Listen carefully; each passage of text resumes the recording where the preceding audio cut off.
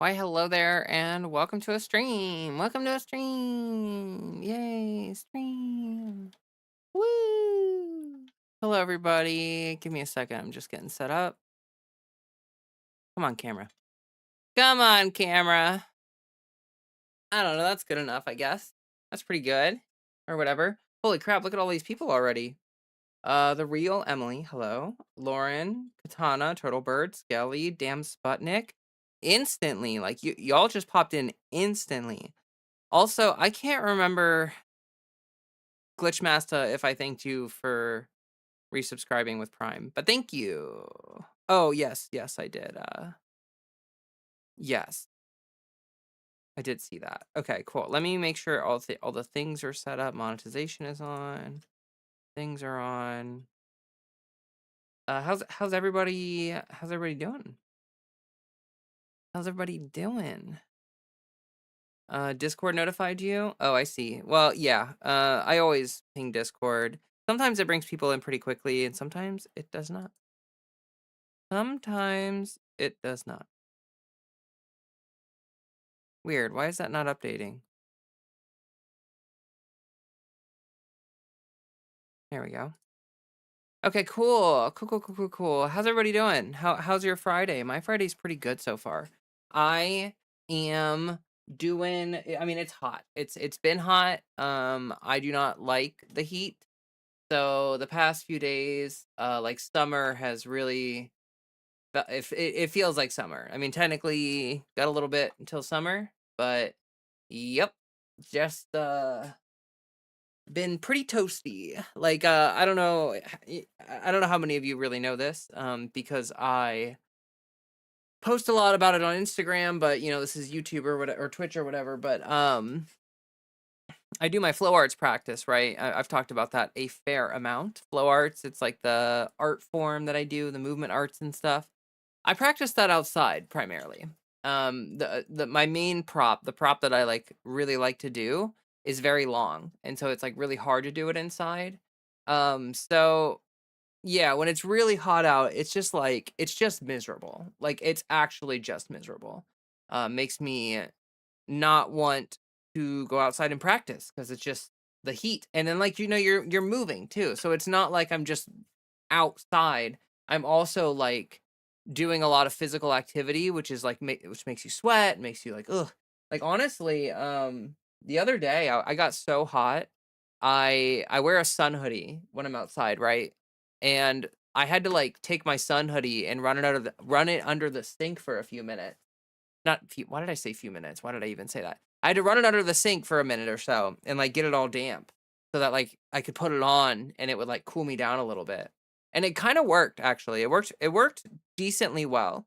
But it's kind of annoying because the prop that I spin, if my shirt is wet, I do a lot of like contact rolling and stuff with my prop where it rolls along my body. And if my shirt is wet, it like creates more friction and it like yeah, it's just yeah. It's not perfect. It's not perfect. Like I have to basically spin a different prop. I can't spin my main prop if I have my shirt all wet. But yeah, I don't know. It's kind of like one of those things where like I would go with it dry and just practice as much as I could until it's just too much and then go inside, wet it, and then just do something else for like an hour until it dries out. Anyway, who else we got in here? Tired from a long afternoon. Sorry you had such a long afternoon. Hope your evening is better and you get some time to relax and decompress there, Skelly. Alive barely went shopping for a trip. Ooh, fun. I kind of don't like uh shopping for a trip, to be honest. Don't like it. Um Doing good here. Went for a ride and got some work done in your armor. In your armor? Whoa, what you mean? What do you mean? That'd be cool to hear about. Would love to know more about your armor. You went for a ride? What kind of ride did you mean? Is that motorcycle? I think that's what Dadzilla was asking. You hate clothes shopping, it's the worst. Clothes shopping is pretty bad. Yeah, pretty bad. Happy Friday, biggest of bugs. Hugs, Leah. Hello, these guitars. Welcome. Hugs. They make scarves that make You make damp that cool you effectively. I would not be able to wear a scarf outside while spinning. There's too much stuff happening around my neck. I can't wear I can't wear bracelets when I'm outside. I can't like when I'm spinning my props.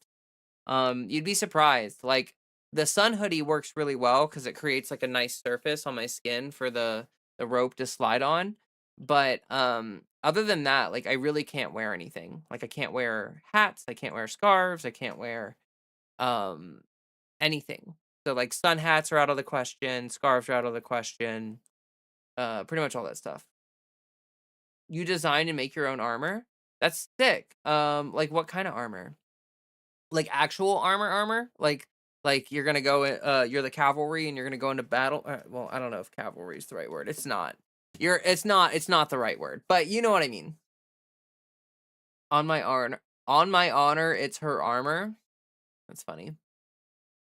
But anyway, yes, I heat.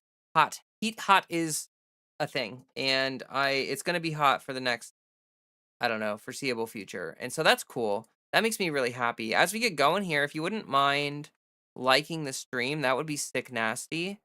Honestly, I've just been binge watching a ton of One Piece. I've been spinning poi inside and watching One Piece. That's been what I have been up to. I'm at like episode 450 or so on One Piece. And I've never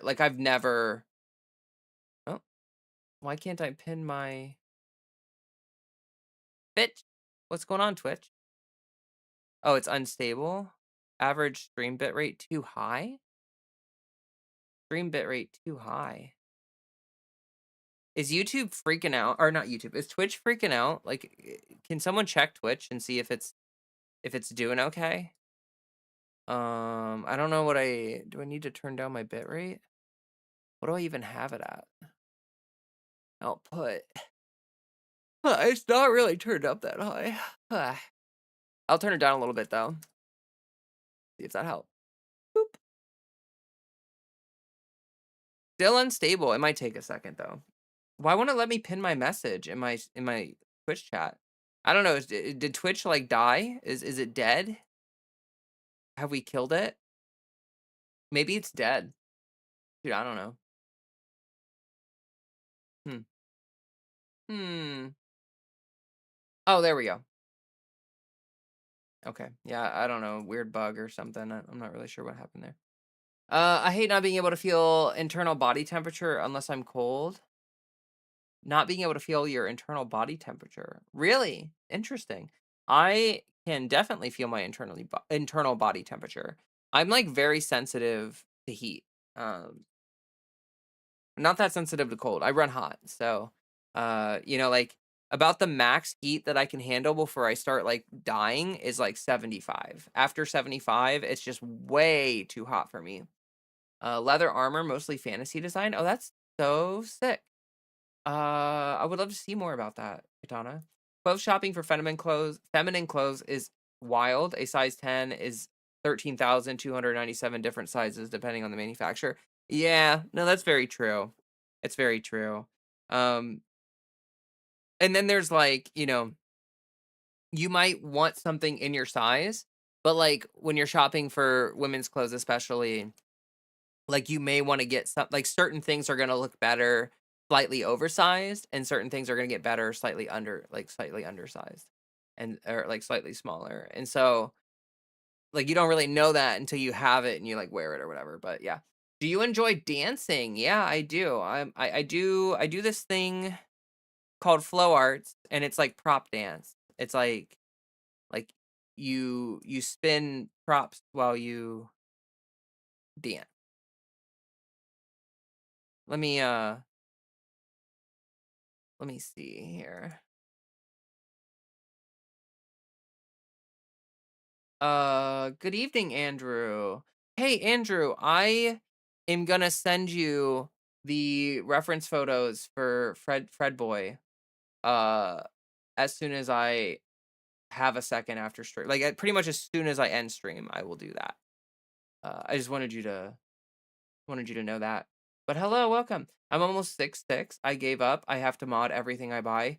Yeah, Emily, I get that. Like I feel like I have a really weird body proportions. Like I don't have standard body proportions. My torso is extremely long. Like my torso is like most of my body and my legs are really short. Like if I'm sitting straight up, back straight, and I stand up, I'm like barely taller. I'm like a foot taller or something silly. Um so yeah, like I feel it. Pants are always too long.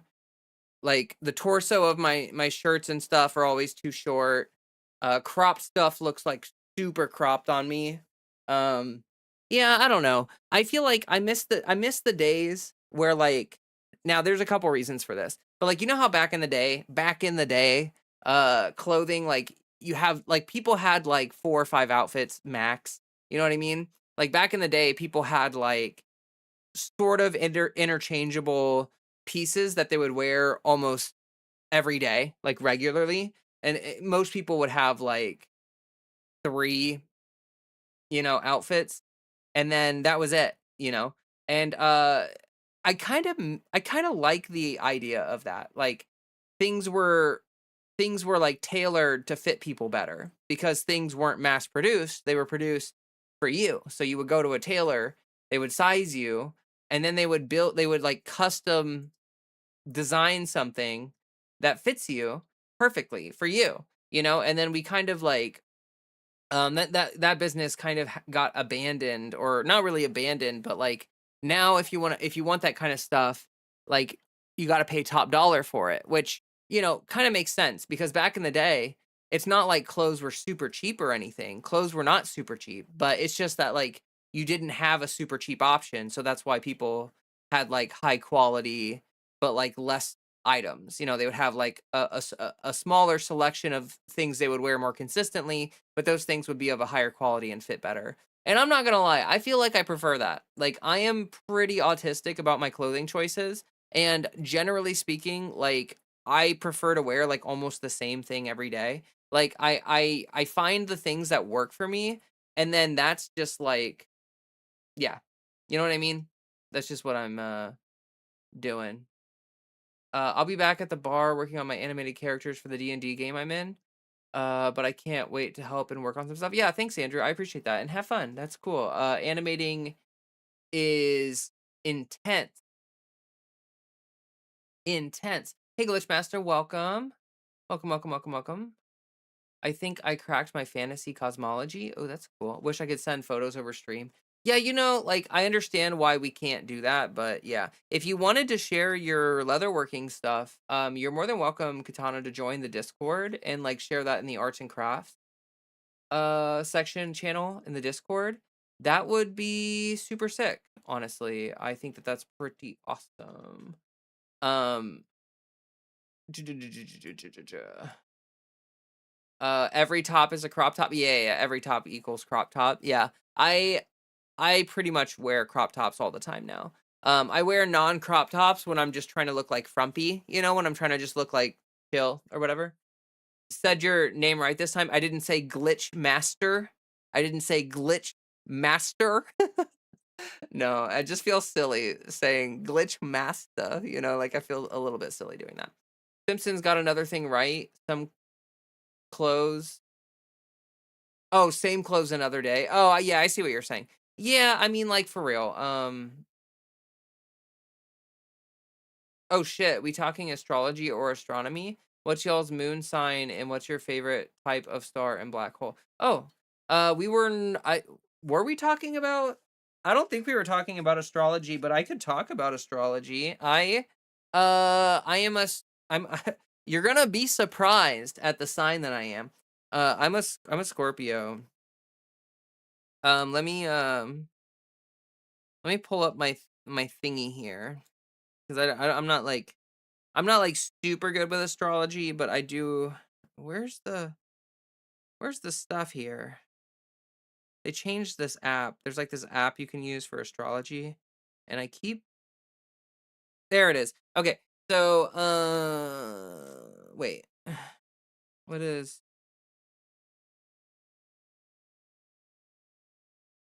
Okay, so my rising is in Scorpio.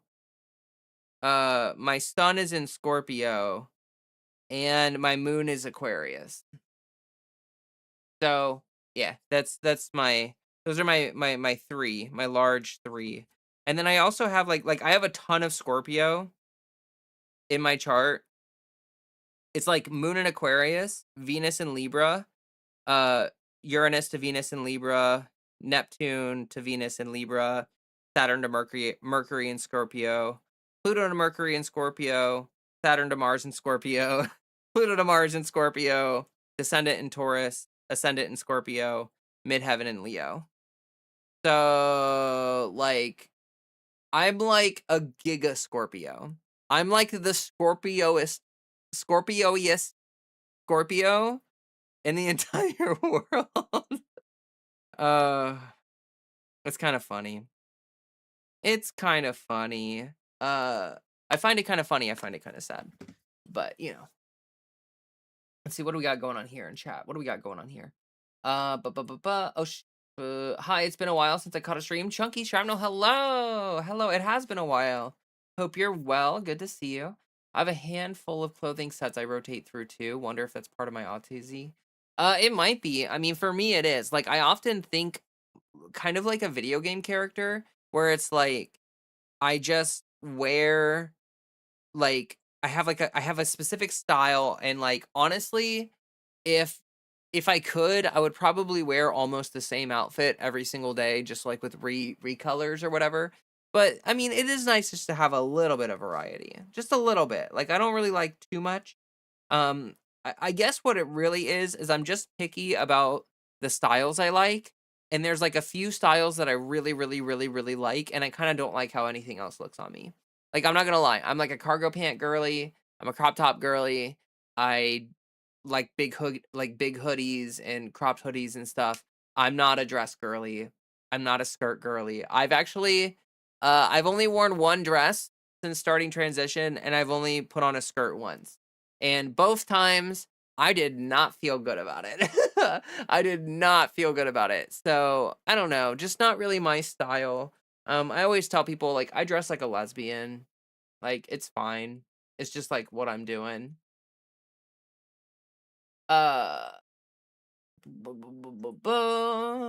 that was your D&D realm stuff. Okay. Katana, you're a Pisces. Is that what you're saying? Woot woot to Scorpios, but I'm not into that stuff. What, that's what I am too. Oh, okay. Once I learned there's more than just a sun sign, I was like, oh, this is neat. Yeah, yeah, yeah. No, once you learn that, I feel there's two kinds of people. Like, there's two kinds of understanding about us. Oh wow, that's a really bad way to say it. Um, in terms of astrology, there's two kinds of people. There are people that only know their sun sign, and they just like go online and they go on Tumblr and they're like, OMG, I'm such a Leo. Like, holy fuck, I'm such a Gemini. Like, oh my god, OMG. And then there are people who, and I don't mean the voice to mean anything, by the way. If you talk like that, I'm not saying anything about you, but it was just for fun. Anyway, the other kind of person is someone who's actually like deep dived into astrology, and they know their whole star chart, and they understand things like transits, and they like pay attention to like you may be a Scorpio, but like what's your rising? What's your moon? Like what are those other things? Because they all mean something. And that's why like I'm a Scorpio, but like I'm different than other Scorpios because like I have a very specific star chart. When you take all of my signs and all of my houses together, it's just yeah. It's just yeah.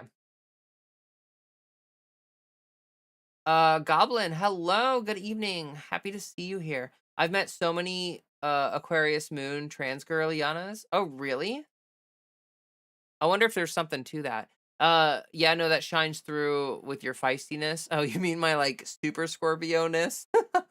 Yeah, I'm definitely like, I don't know. People have always told me that I can have really intimidating energy sometimes. Like people either feel very protected by my energy, where like they feel like it's comforting to bathe in the vibes and the energy that I put off because it's like it's like reassuring and kind of like self-assured and stuff like that. I don't know how to describe it really because I'm not all of you. Like I don't get to experience my energy uh emanating out from an external perspective. I am the one doing the energy or whatever. And so like it's like when you listen to your own voice in your head versus being like another person and hearing someone's voice, how it sounds different.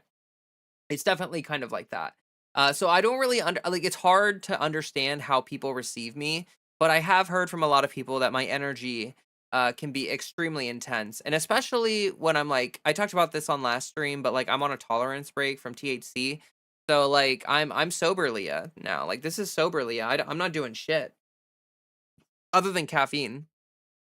So yeah, my energy when I'm not like a daily THC user is like insane. Like I honestly become like a little bit hypomanic like almost all the time just because my ADHD interacts with me being like a Scorpio and interacts with me being just like me, and it's just yeah, it's I have a pretty nice sewing machine that I've been meaning to do more with. I've been thinking I could probably alter some of my old shirts to have a more femme fit. Oh, that's a really good idea, Chunky Shrapnel. That's such a good idea. Instead of just like getting rid of them, just repurpose them to make them fit in a way that makes you feel better. I think that's lovely. And honestly, like I don't know. I wanted like lately I've been thinking about learning sewing because kind of going back to the clothing conversation just for a second.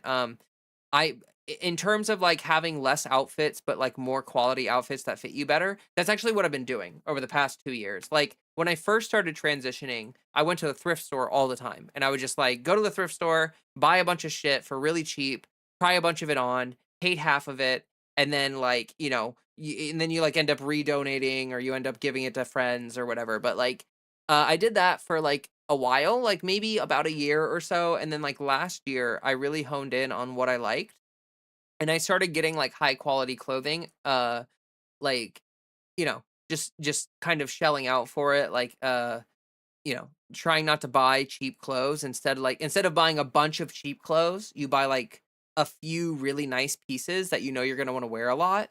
And that worked out really well for me because like when you buy really nice clothes, they're durable. Like they're not going to fall apart on you. So like you can go ahead and just wear them and take good care of them, of course, but you just like wear them and it's cool. Like it's super chill. I like it a lot. And then like there's also the aspect of like some of the clothes I have are custom made because I have friends that in the flow arts world there are people who own clothing shops, and one of my friends owns a shop called Play Craze and she does custom orders. And she's amazing. I mean, she's incredible. So like I have an outfit from her that I really, really cherish. It's so awesome. Makes me feel like an anime character. I got mine working. Awesome. No need for a creation, but still cosmic powers and fairyland. Oh, cool. My son is Sagittarius, Moon Aquarius. Ah, Moon Aquarius. Nice. We're both Moon Aquarius. You're a Sagittarius, though? I don't know much about Sagittarius. I like wide, flowy pants. They make my shoulders seem less broad. I also like, so the thing that I like for style is like, if I'm wearing baggy pants, I want a tight crop top. Like, if I'm going to wear like harem pants or like really baggy, wide pants, which I also love, actually, by the way, wanted to mention there. Love me some wide pants, like really flowy pants. But I'll wear like a tight crop top or something if or like a crop t-shirt if I'm gonna wear something like that. Because like I want my top to be tighter fitting than the bottom because it makes me it fits better. But I also don't look good with tight fitting clothes in general. I feel like I don't know. I prefer like a little bit of draping on my clothing. I don't really like things that are like super tight to the skin. You know what I mean? Like I feel like I look better when I have a little bit of drape on my crop tops and a little bit of drape on my sleeves, versus the ones that are like super tight. The really tight stuff make my shoulders feel really broad. Quinn, hello, it's good to see you. I wear the exact same all black outfit every single day. I have 12 sets of it or something. Oh, that's sick. Quinn, I'm like almost there, honestly. Like I've been wearing a lot of the same stuff lately. And like of course I have like a couple different things for like if I have like a cozy outfit and then like a not cozy outfit or whatever. Uh but like Yeah, I've been thinking about, like, because I'm, like, really exiting the exploratory phase for myself when it comes to, like, clothing and style and all that shit, and, like, I have so many outfits that I, like, just don't even wanna wear anymore, like, stuff I got from thrift stores, stuff that I didn't really spend a lot of money on, but I just, like, don't ever see myself wearing again, and so I need to, like, yeah, I need to do something about that. My wife says I dress like a lesbian egg. Interesting. To be honest, I expect to look like a butch lesbian after transition. I've seen a few of those. Sorry, I just lost where I was in chat. One second. Asura, hello. I want to dress super feminine. But I need to be farther. Holy shit. Oh my god. Oh my fucking lord. Holy dead domain. Thank you so much. Holy shit. That's a lot of people. Hello, folks. Welcome to the stream. Welcome. I'm gonna turn my bit rate down just a little bit more. I never got confirmation. I'm getting like an error message on Twitch about my bit rate. Let me turn it down a little more. Maybe it's how's everybody? How was stream? How was stream? Welcome everybody. Thank you for the follow, Dead Domain. Thank you so much. And Valerie, thank you so much for the follow as well. The lovely Italian. Guess what? I'm Italian too. You love to see it. You love to see it. Also, my Twitch is like not updating at all. Um, that's weird. Like I've got no preview. Maybe it's better that way. Maybe it's better that way. But I have no idea if Twitch is even really working. That's cool. Hello everybody. Yeah, I'm like streaming and stuff, and we're here and we're live and we're doing the thing, and it's super awesome. Uh, where was I? I forget where I was. I'm just kind of reading chat right now. Um, I want to dress super feminine, but I need to be farther along transition to pull it off. Yeah, I feel that, but also like I don't know. I feel like you could probably pull it off. You just gotta like. I feel like everyone, like your body shape is gonna be unique, and like you just gotta find the style that works for you. Really, is kind of what I feel like it is for a lot of people. Um, but yeah, hello Twitch. That's so wild. My Twitch was literally dead, and now it appears to not be dead. Um, if anyone watching wants to let me know if it's even working, that would be sick. Fred's chilling, being a good boy. Uh, let's see here. It's all about comfort and finding the outfits that are comfy and look the way we want. Yeah, for sure. Those transits and the sort of trigonometry stuff in astrology, I still don't get. It gets really complicated. Like it's like a deep. It's kind of deep, Like I feel like a lot of people, like I said earlier, are like very surface level with it, but it's yeah, no, it gets pretty deep. Uh I honestly like I never really looked into astrology very much. Like I was honestly kind of a doubter. Like I didn't really believe in it at all for a long time. And then like recently in the past couple years, I've like started paying more attention and looked into it. And what's kind of wild about it is that like I didn't believe in it at all, but it's been completely accurate for me. Like since I started like looking into it, it's like holy crap, like I didn't believe in it, but it's still like feels like it's calling me out like a lot of the time. It's pretty intense. Um Let's see here. Ba-ba-ba-ba. I have a few things in Scorpio, Venus, Jupiter, Pluto, and my North Node. Oh, interesting.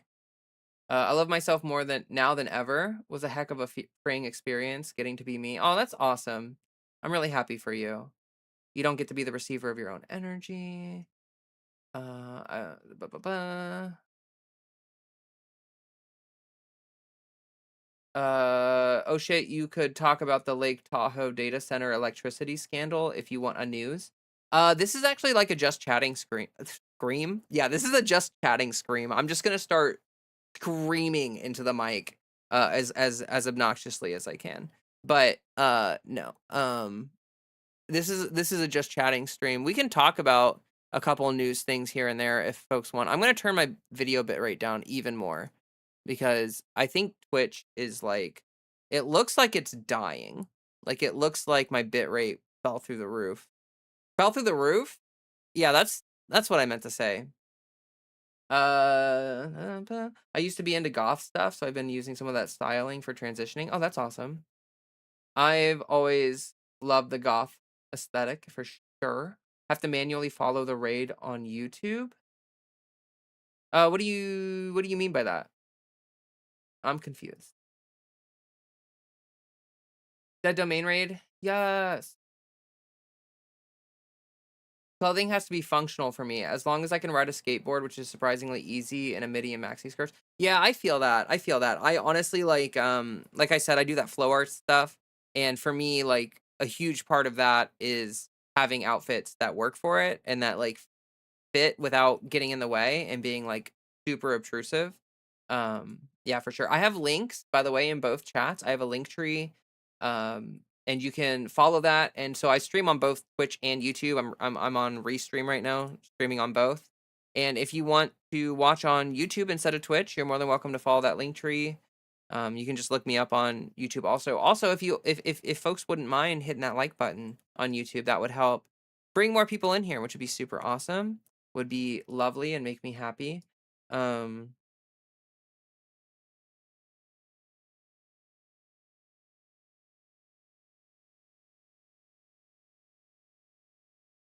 can someone on YouTube like pop over to my Twitch and see if it's like up or whatever? It kind of feels like it's yeah. You talking about obsessing over women and thinking it was purely attraction resonated with me a lot in that video a few days ago. Why, hello. You think so? Oh, okay. I just was unsure if it was actually working. But yeah, no, that was a for sure a big part of my transition, which is really interesting because like let me be super vulnerable with all of you for a second and talk about something. So, when I was pre-transition, right? Uh, I considered myself straight, right? Like I was like, oh, I am a cis straight whatever, like that's what I that's kind of how I thought of myself for a while. But it was obviously like cope, like it was obviously like just repression. Because I had like some, I guess you could call them flings or whatever with some guys before transition. And it was like it always felt yeah, over here and it's working. Okay, thank you. Thank you for checking. I appreciate that. I just like yeah, it like when I pull up Twitch, it looks like it's dying and I don't see a preview. It says it's unstable. Average stream bit rate too high, which doesn't make any sense because I've cranked it down a bunch. Well, anyway, uh yeah, so like I had some flings with guys before transition and like I always repressed it and suppressed it and like tried to act like it didn't happen and like all this stuff. And it's so funny to me because I always like I never acknowledged that I had that attraction. And then I just like I don't know. I ended up not really acknowledging that attraction to mask people until after transition, which makes a lot of sense because the gender envy was really powerful. The gender envy was like overwhelming. And sounds like there's a lag in time between the two. Okay, Twitch is just buffering for you. Oh, but my Twitch is just buffering, nothing is playing. Ah, I guess I'll turn down the bitrate even more. I'll turn it down even more. Okay, that's like as low as I'm willing to turn it down. Cause like I honestly I don't know what at point it starts like I don't know at what point it starts being really fucked up. But I guess we're gonna find out. What was I talking about? Oh yeah. So gender envy was really powerful and kind of made me gravitate towards relationships with femme-leaning people, like pre-transition, because it felt like I had this incredible yearning. You know what I mean? Like it felt like I needed to be with a woman or something. It was like a really weird, kind of gross feeling. Like I actually really disliked it. uh, because like it's not just attraction, right? It's also jealousy and envy, which is a really like gross emotion. I'm sure a lot of you are aware of that. And I just yeah, I had to work on that a lot. Coming out of transition, it was a really bizarre feeling, like being able to acknowledge like, oh, like that attraction was kind of like a false thing that I was experiencing, and actually like mask people are kind of where I'm really at. Really interesting. Really, really interesting. Ba, ba, ba. Okay. Let me see what's going on here. To get rated on YouTube, the channel needs to pre-select for it, and then you have to actively join the raid. Doesn't happen passively. Yeah, yeah, yeah. I wish that YouTube did have a raid function. For skating, I just wear jeans. Grew up skating in skinny jeans. Which is buffer. Oh, I already read that. I longboarded mostly downhill, so they got me out of trouble more often than into it. I have stopped downhill since a crash at 28 miles per hour. Ouch. Yeah, I ride an electric unicycle, and I have to wear like full safety gear because I regularly go like I kind of cruise between 20 and 30 miles an hour. And, like, I've crashed before going, like, 30 miles an hour, wearing full safety gear, and that shit saved my life. Like, I am not one of those people who is, like, trying to risk it for the biscuit. Like, I'm gonna be armored up when I'm riding my electric unicycle, because if you hit that pavement going 30 miles an hour, like, you have to understand how devastating that is for your body unless you're wearing, like, safety gear. And even if you're wearing safety gear, you're gonna get, like, sore as hell. Like, it's gonna be, like, kinda bad.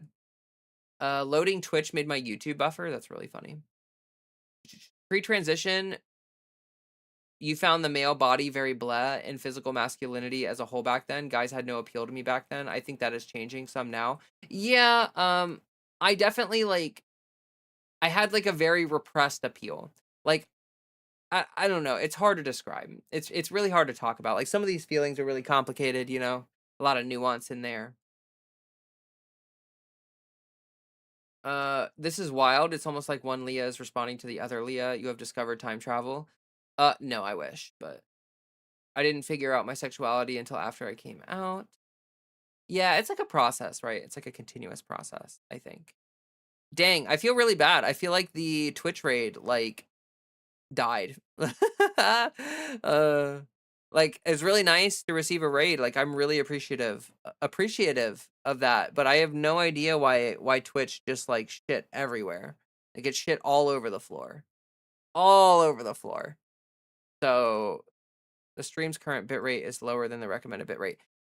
Twitch is telling me that my bitrate is too high, and YouTube is telling me my bitrate is too low. I'm gonna turn it up just a little bit. I don't know what to do. I don't know what I'm supposed to do. Let's see. What do they recommend? Recommend you stream. What? YouTube is recommending I stream at 13,500 kilobytes per second. That's like really high. That's like an extremely high bit rate. That's kind of wild. Like super wild. Uh,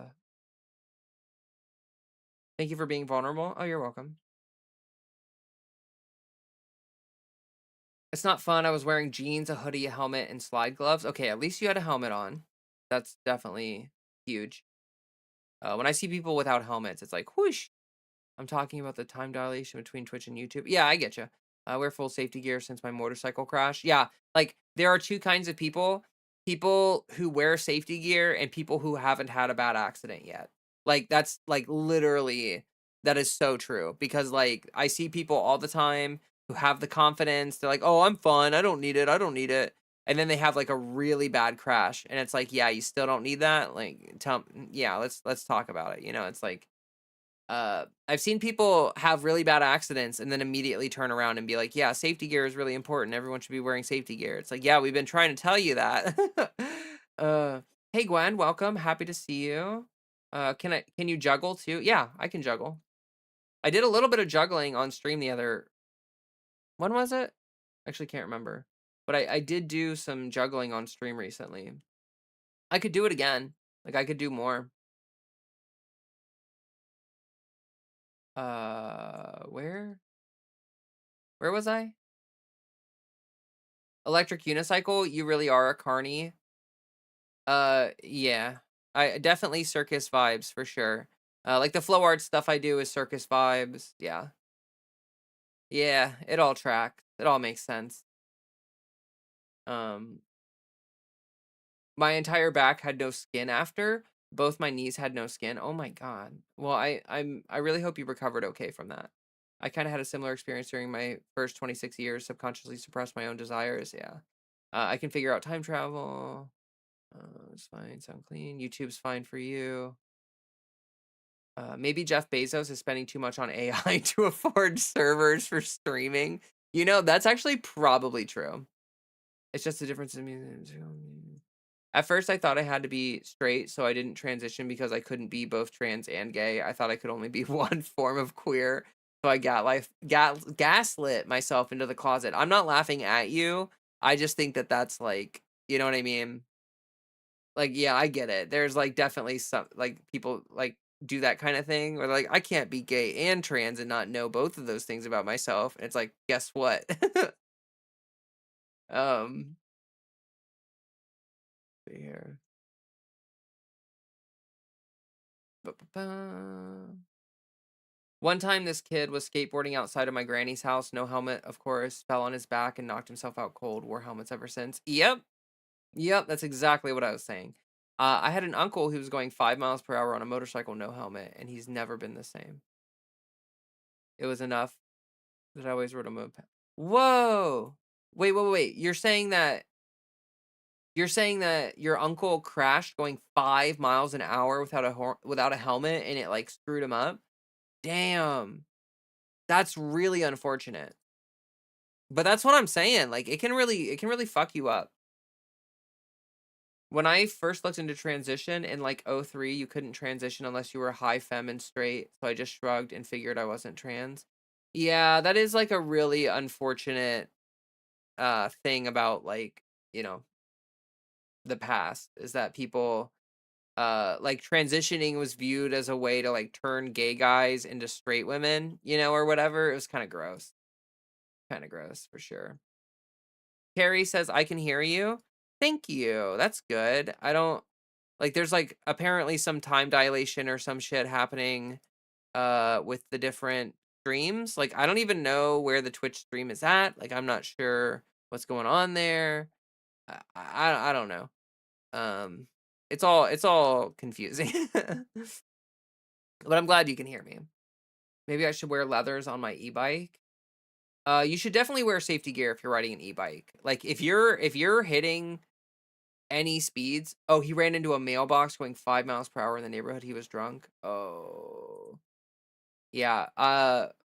My father's brother died from drunk riding a motorcycle. Um, actually, like a very similar thing happened where he, uh, yeah, he like hit a mailbox. Um, so that's really unfortunate. I'm sorry to hear that. I'm really sorry to hear that.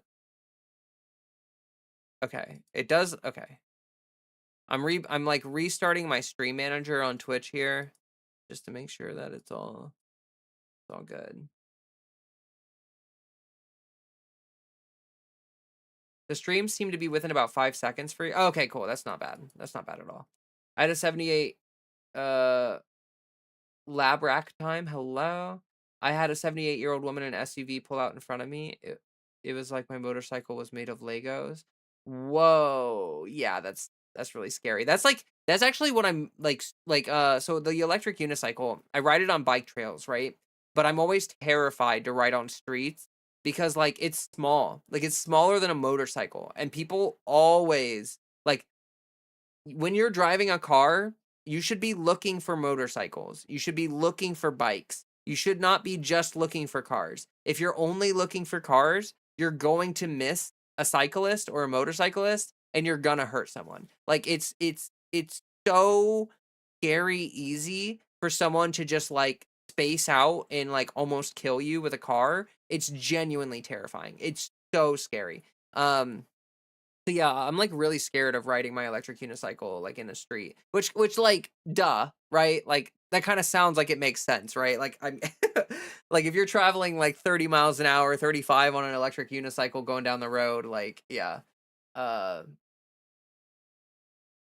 I've dealt with so many people assuming I'm into men when I come out as trans to them. Yeah, that is kind of a weird thing, isn't it? That like that's kind of what it people like expect that. I like being able to sit a few car lengths behind motorcycles so people can't tailgate them. Thank you for that. That's actually like it's actually so kind of you. Uh People drive like assholes around motorcyclists too. Let them lane split. It's legal in a ton of states. Yes. Yes. Yes, yes, yes. You pretty much need to look twice in case you look directly at them without seeing them. Yeah. So the thing that actually helped me a lot with the whole idea of like looking for cyclists and stuff is like when you're riding or driving or whatever, you should not be looking for cars. You should be looking for people, right? You should be looking for like when you're looking at a car, you should look into the driver's side window to try to look at the person in the car, and that kind of gets you used to looking for smaller targets. I know it sounds kind of weird because you're still looking at a car, but like the fact that you're focused not just on the car kind of keeps you from like zoning out and just being like, oh yeah, there's a bunch of shapes around and stuff.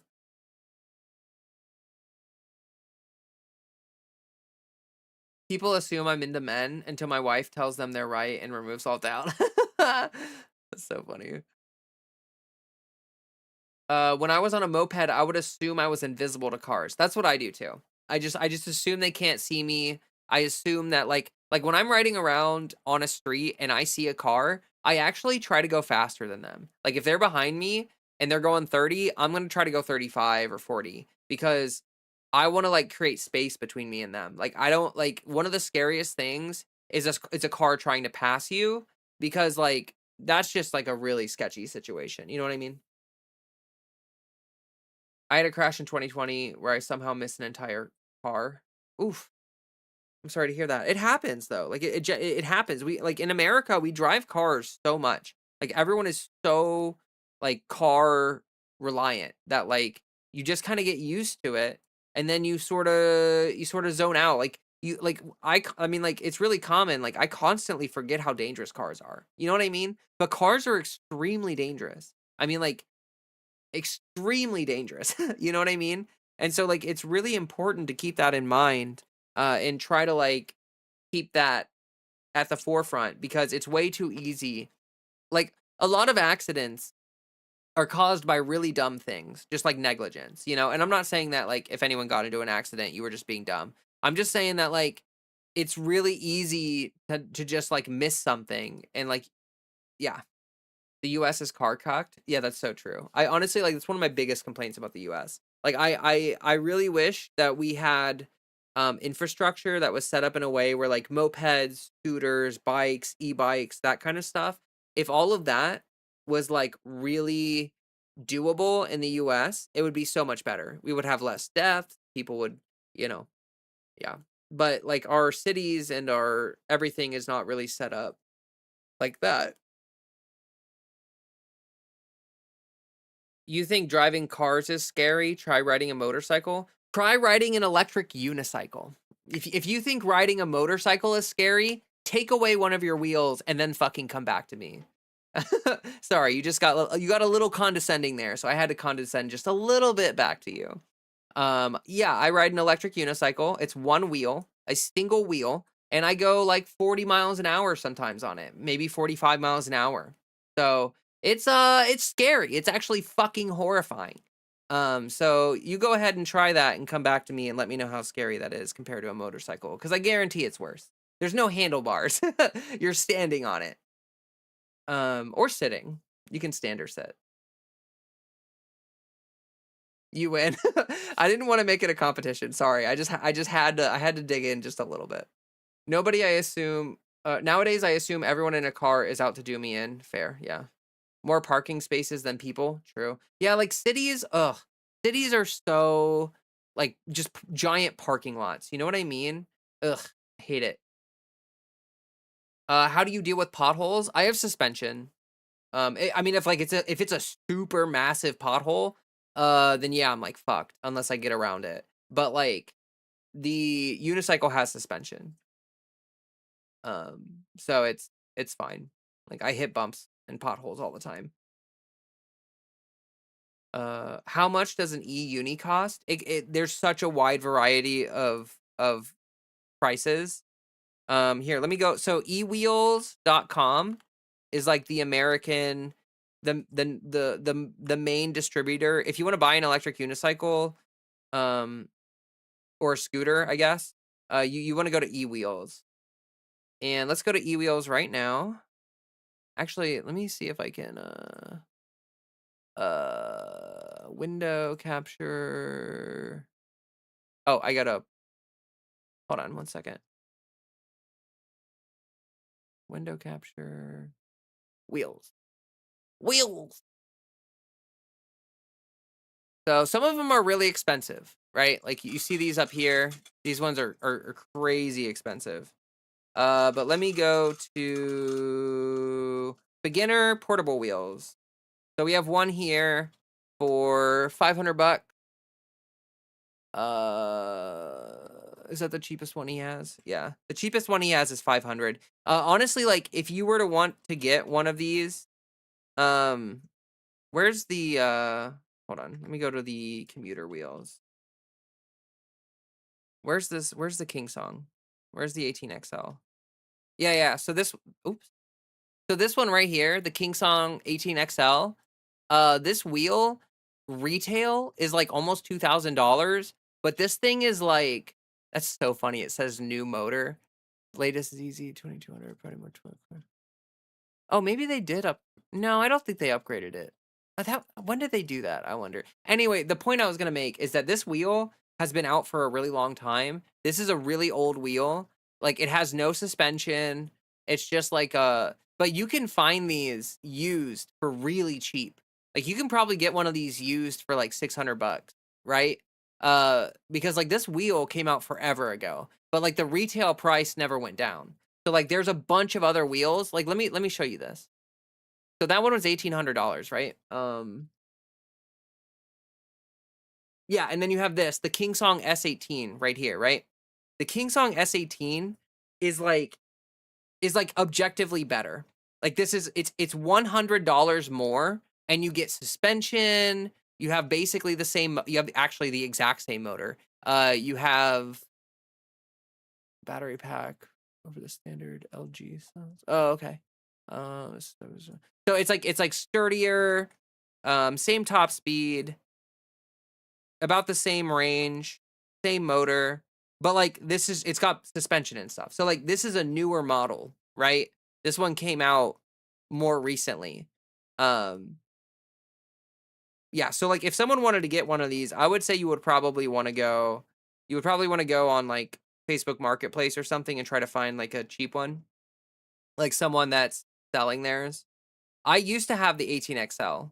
I bought the 18XL like uh let's see. So this one I had it like 6 years ago is when I bought it, and then I sold it and I upgraded to a different one.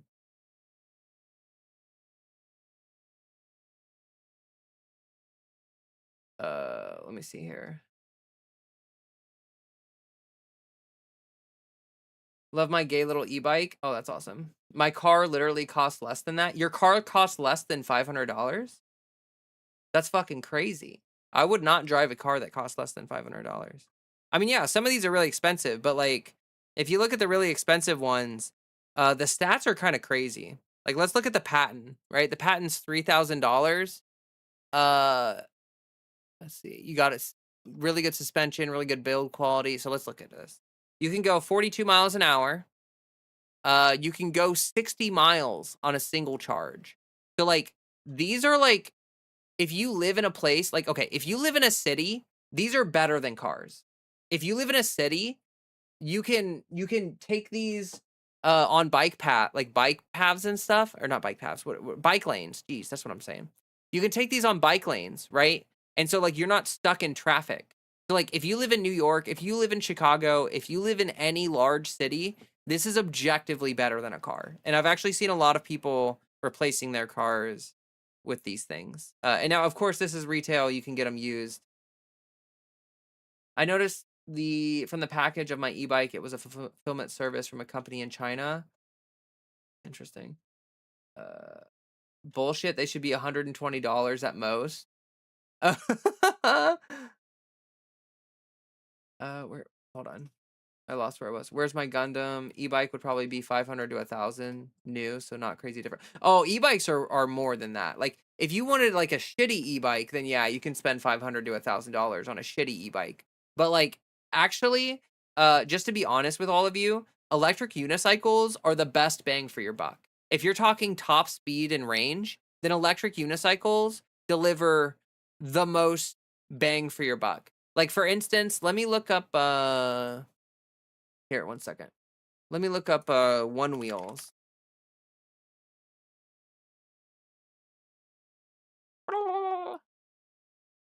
Fred's being a goober. So these are one wheels, right? They're electric skateboards. These things are insanely dangerous. They're really dangerous. They have no suspension, and they have a top speed of 20 miles an hour and go 17 to 24 miles. So let me see how much that costs. That costs $1,800. So you can spend $1,800 and get an electric skateboard that'll go 24 miles max at 20 with a max top speed of 20 miles an hour, or you can get an electric unicycle that'll go like 60 miles with a top speed of like 30 to 40 miles an hour for the same exact price. Like you literally just get more bang for your buck with electric unicycles. I don't know why we're talking about this. Riding on the road on something like that, I'm so risk averse I can never. Oh, they're really great.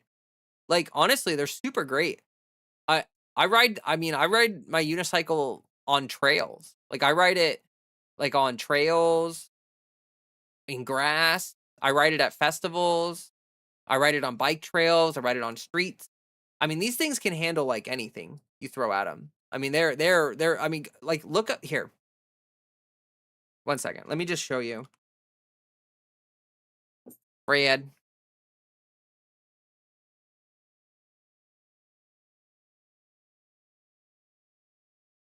Oh, I should look up Roll's P6 crash.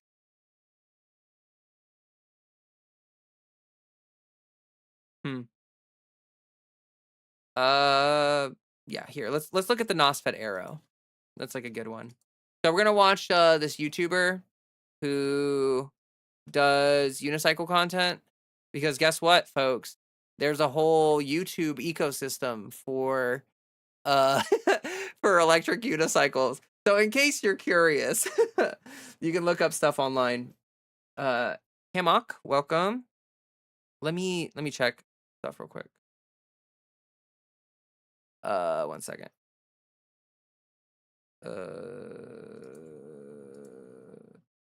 Okay, Twitch, YouTube. Hey, if you're in YouTube, you should like the YouTube stream. That'd be super sick, super wonderful. Let me scroll down on chat here. Do you guys want to hear about how I lost my job at Amazon? Sure. Pedal assist would activate while I was just sitting on stop signs. I had to intentionally drain the battery to use it sometime. Which one is made for winter? I mean, like winter, you know, if it's icy, then yeah, that's not. I can easily see myself falling off an electric unicycle. Yeah, that's why you get good. That's why you get good at it, and why you wear safety gear. Like I said, I've fallen off mine going 30 miles an hour. So, like, yeah, you want to wear safety gear, but they're really not hard. Like, once you learn to do it, it's not hard. Here, let's just watch this little video real quick. So, I'm not going to turn the... I'm afraid I'm going to get copyright struck. So, I'm not going to turn this... Did I turn the sound on? Kuji, are you going to copyright strike me? No. No, he's not. No, he's not. He's not going to copyright strike. He wouldn't do that. He wouldn't do that. Oops. Here, let me turn my headphones on.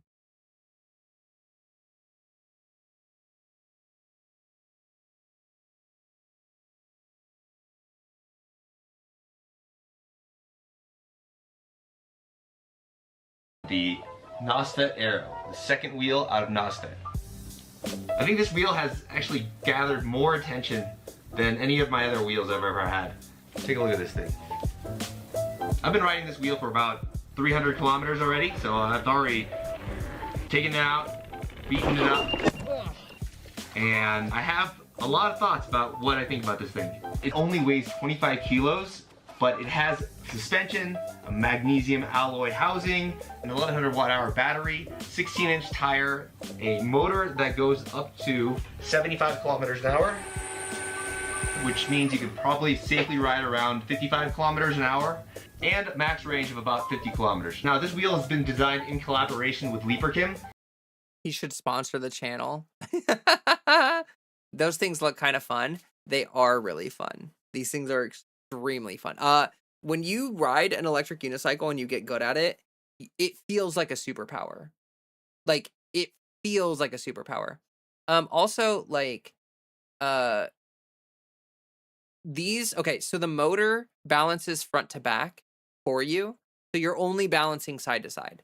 So it may look like, it may look impossible, but keep in mind that like the unicycle keeps itself upright for you. All you have to do is balance the side to side, which is like very manageable, like very doable. Very, very doable. Cool. I made it long running with crazy hours. Hey, welcome, Ashlyn. Happy to see you. Happy to see you. Of course, of course.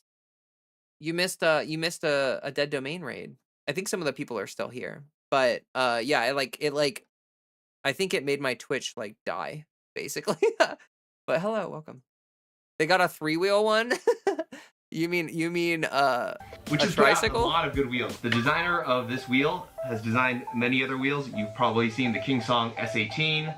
They introduced the Apex, which is right behind me, right there, just a few months ago. Unlike the Apex, this wheel is designed to be much more convenient. If you're going for long range and you need high speed, you probably should be looking at some of the other wheels with the bigger batteries and bigger tires. But in terms of convenience, this is gonna be very, very competitive. Now I'd like to thank my sponsors, eWheels, Chill Innotech, and OneRide.eu. They're reputable distributors of this wheel, where you can pre-order this wheel and order any of the wheels behind me. All right, let's take it out for a spin.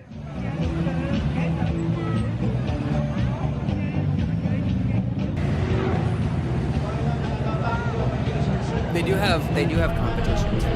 They have races and they have competitions, and there are people that jump these, like take them on dirt bike tracks.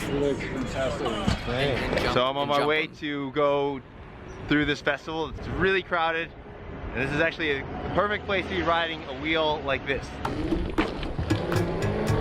So you can see he goes into the street here, and then like there's traffic, so you like slow down. They're actually extremely easy to ride slow too. Honestly, riding in really crowded areas like this is really good. I get a little nervous watching him do this. I know Kuji is like an incredible rider. Look at him like.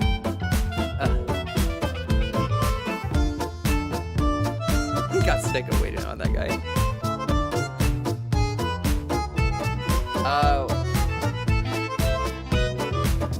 What do we got here? Interesting. How does it self-balance? There are systems for aircraft and boats that do that. It's just the motor. So the motor self-balances. I'm not like a super techie person, so I don't know. Yeah, I don't know. Love how Twitch chat is staying updated, but video is just buffering. Yeah, I don't know what's going on with Twitch, you know? Like I feel fucking horrible. But yeah, I don't know what's going on with it. It's like shitting everywhere or something. It's like not working for certain people. There are occasional bot attacks that some are harmless, but others can add multiple bot accounts. Wait, what? Wait, what about bot attacks? I'm confused. Let's see here. Well, oh, what do we?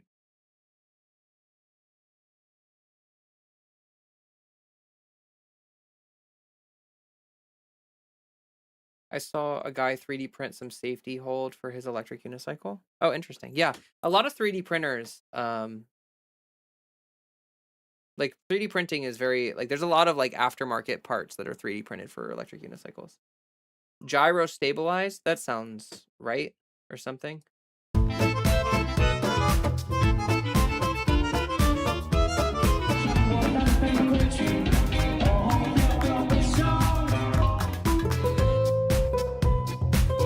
You know, I actually am really worried that this is like copyrighted.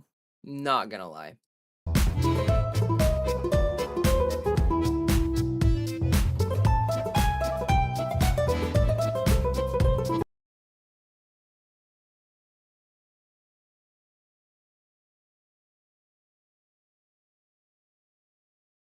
Gotta get off. Got a busy week ahead. Have a good one. Thanks for stopping by. I appreciate you.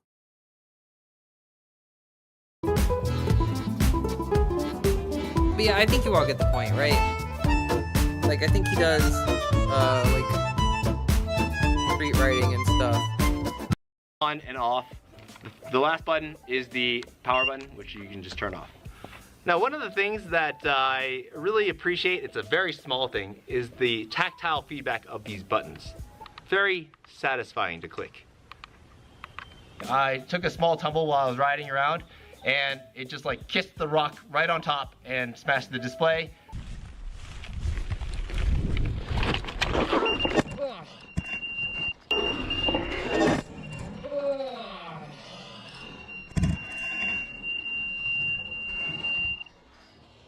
But it was like a 5-minute fix to replace that thing. Now, updating the firmware is a thing that you need an Android for. You cannot use an iPhone. You got to go to the But yeah, you all get the point. Yeah, I'm sorry to hear that, Messick. That happened to you. Trans people and intersex people are in the exact same boat.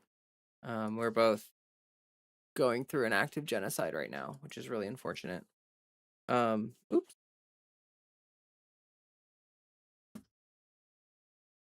I've seen a live bot attack that spammed with joins, follow messages that we had to lock down the chat. Yeah, that's not what happened though. It was a raid from Dead Domain. It just like I think the raid kind of failed because my stream like completely shit out on me.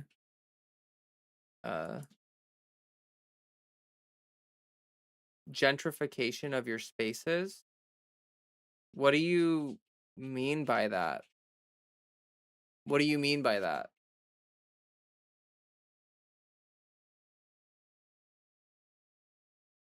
I don't know if everyone that calls themselves trans are actually trans. Whoa! Yeah, because you know them better than they know them? I'm not from the raid, but I was in their stream earlier. Oh, okay. I got like Freddy fur on my face. I think I pet Freddy and then I got fur on my face. Messick, I really hope you're not about to like say some stuff that will be regrettable. Oh, you know. Oh, I know what. I think Messick is going through it right now. Yeah, I saw that, but that's no reason to like be transphobic. Like I apologize that you suffered discrimination. They called somewhere for support. Thank God. I'm see I see that, but I'm not the whole like I don't know if everyone that calls themselves trans are actually trans. That does not sound like something I want someone to be saying in my chat. Is all I'm saying. And if you're saying that, I want to know why you're saying that because it's kind of gross in my opinion.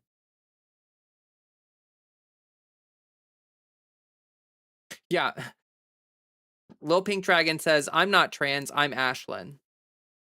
No, I get what you're saying, but I wish all of my experiences with supposed trans people weren't negative, actual gatekeeping abuse. Okay, Messick, look, I respect that you might have had negative experiences with trans people, but you have to understand, like, you have to acknowledge that that's just like that's not all of us. That's far from all of us. Ban me real quick, please. I don't ban people unless they're being like extremely unhinged and like screaming slurs in my chat. If you disagree with me, that's fine, but I'm just going to talk to you about the fact that I disagree with you.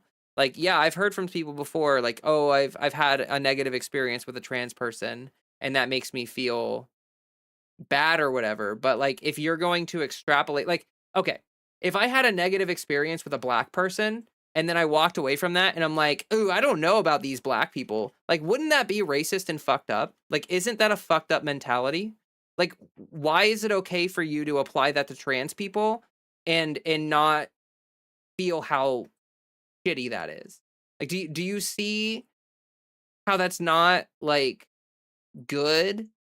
Like, you should go to therapy and you shouldn't blame it on trans people. You should understand that you have some trauma you need to work through. Like, the person who traumatized you didn't traumatize you because they were trans. They traumatized you because they were a super shitty person. And as someone in chat just said, I think I've had negative interactions with every demographic. Yeah, same here. I mean, I've met shitty trans people. I've met shitty straight people. I've met shitty people of all kinds, right? Like all walks of life. So like there's bad eggs in every boat, right? It's not like you're not going to get away from that. But um because sexuality isn't race or biosex, Messick, you're just being transphobic because sexuality isn't race or biosex. So you think being trans is sexuality, which means that you need to do more research because you actually don't even understand the trans experience. And as someone who's intersex, I think it would behoove you to learn more about the trans experience because we're kind of in the same fucking boat. You know what I mean? We're in the same boat. I've met shitty trans people, but only online. Trans people IRL are chill, so that must mean that it's Discord people that's stuck and not the trans people. Solution: ban Discord. You know what, GP? I don't know how to say your name, your username, but you are on it. That is 100% correct. That is absolutely 105% correct. Thank you for that. Yeah, like there's a lot of like terminally online like trans people that are like definitely not the kind of people that you will meet in real life. They are the kind of people that like just live in their basement and don't know how to interact with people and stuff. Um 10 plus is hardly a good cross section for generalizations. Yeah.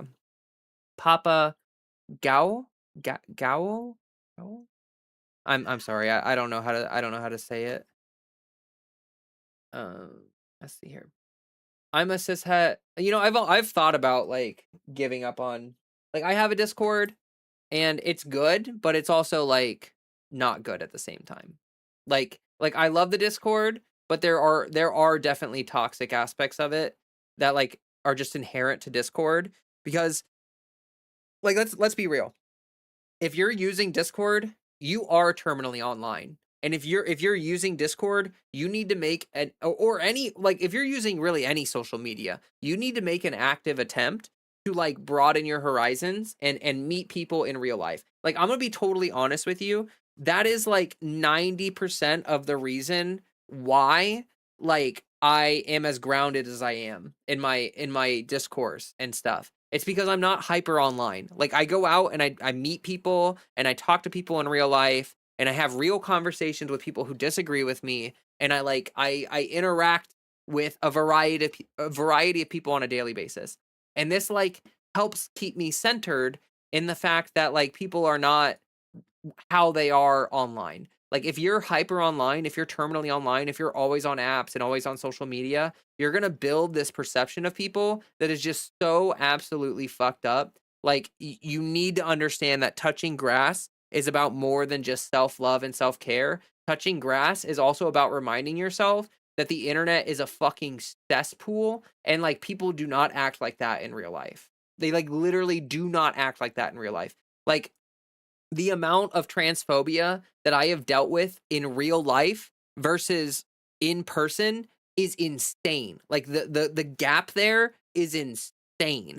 Like you have to understand. Like I've dealt with constant transphobia online, constant barrage of transphobia. But when I go into real life, like 98% of people are lovely, kind, wonderful, maybe a little misconstrued, maybe a little confused, but like good intentioned, caring people. And like you just don't see that online because first of all, the worst instincts of people come out when they're online. And also like, the worst people congregate online and all that shit.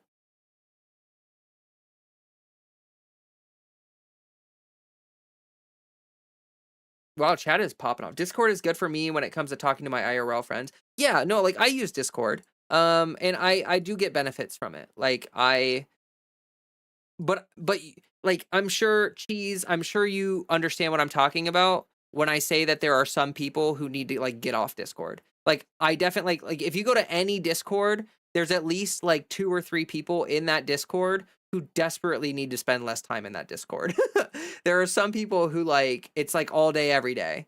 And like I just, I just don't think that's really good. People literally do act like that online. What the hell? I'm not sure what you mean. People say stuff online they aren't going to say in real life. That's true. Also, an important part of touching grass is learning how to communicate better with the average person. I think knowing how to talk to normies is incredibly important for political efficacy. Yeah, no, I agree with that as well. I don't want to like.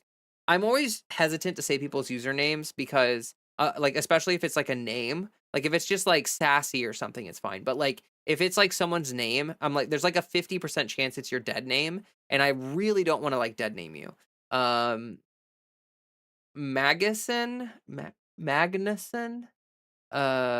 If it's your last name, I guess it's fine. But also an important touching grass is learning how to communicate. Yeah, communicating with normies or like the average person or like talking to people like that is incredibly important. If you try to do like terminal online discourse in real life, it's not going to work. Like you have to understand how to talk to real people, which means going outside and talking to real people. Phew. People online are generally meaner because of a veil of anonymity. Holy Lord. Um, the screen is a dehumanizing form of communication. True. Rural America is messed up. True. All of the Discord servers I'm in are for local groups that I meet up with in person. I'm not fundamentally opposed to online only chat, but I think it's really bad for our brains long term. I would agree with that. I'm not fundamentally opposed to online only chat either, but I do think that like people need to understand the limitations of that. Like I've said this before, and I got a lot of flack for it, and I like there's nuance to this, right?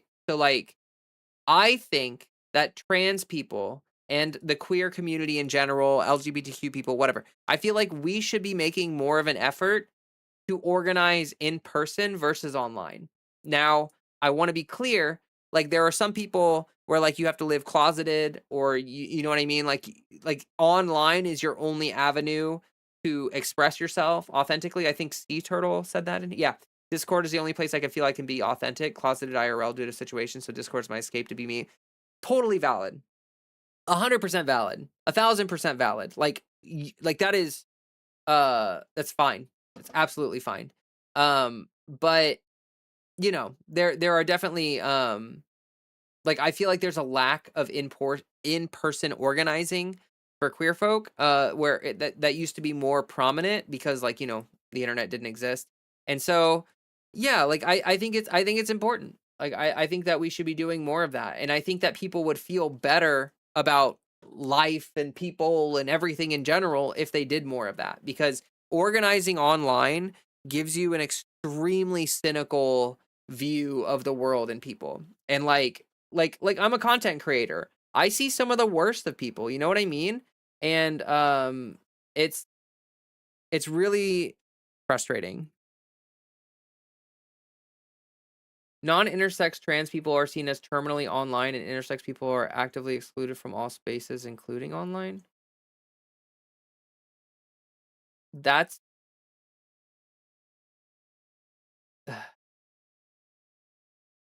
Messick, I don't understand how your brain has done this thing where, like, in your brain, it's very clear to me that you view intersex and trans people as, like, somehow diametrically opposed to each other, but you need to understand that we are all going to the fucking gas chambers together. You need to understand that we are on the same side, and that you need to understand that, like, if you learn more about the trans experience, you will understand that we are like peas in a pod, my friend. We are peas in a fucking pod. Like, honestly, 20 to 30% of trans people are chromosomally intersex and don't even fucking know it. Like, biology, gender, and sex is a mushy, weird, amorphous blob of a fucking thing, and we are all in a spectrum together. So, like, just because you're intersex in a way that we define as intersex and all this shit, like, you have to understand that that doesn't make you, like, in a little bubble by yourself, that no one can relate to.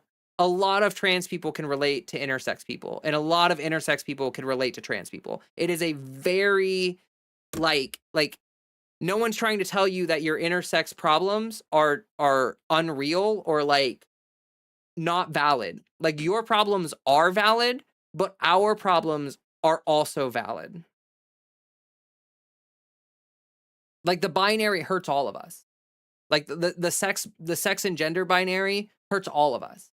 It hurts intersex people, it hurts trans people, it hurts cis people too. Cis people are hurt by transphobia. They're hurt by intersex phobia. They're hurt by all that stuff. Like, it's bad for everybody. So, like, we should be moving towards a society where we try to get past that. Like, we cannot be pointing the guns at each other, because there are other people pointing guns at us. So we have to be locked in my opinion. Oh, Lord. Well, unless you've tested for chromosomes, you don't know for sure. Exactly. That's what I was getting at, is that, like, 20 to 30% of people that are trans, according to some studies, are intersex chromosomally and don't know it.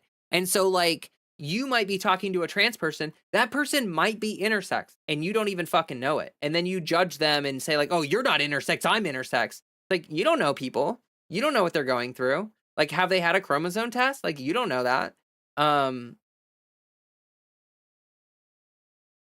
Trans intersex people are the real superheroes that all ignore. Unsung heroes. Yeah, exactly. Trans people and intersex people are in that category together. Like, I saw some really good discourse on Instagram lately.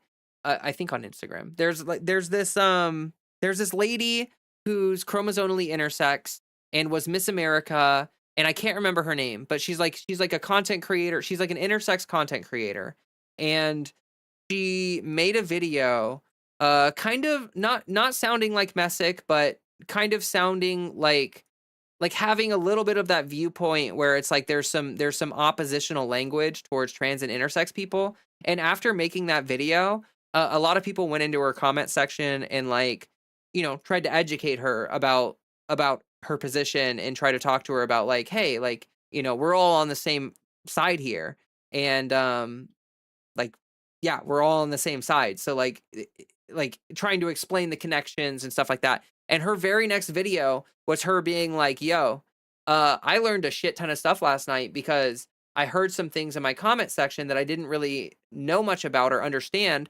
So I went and I looked up studies and I did research, and let's all go through this research together. I want to share what I learned with all of you. And honestly, it was an incredibly, like, perfect. You know what I mean? Like, taking, like, a misconception that she had and admitting, like, okay, I had a misconception here.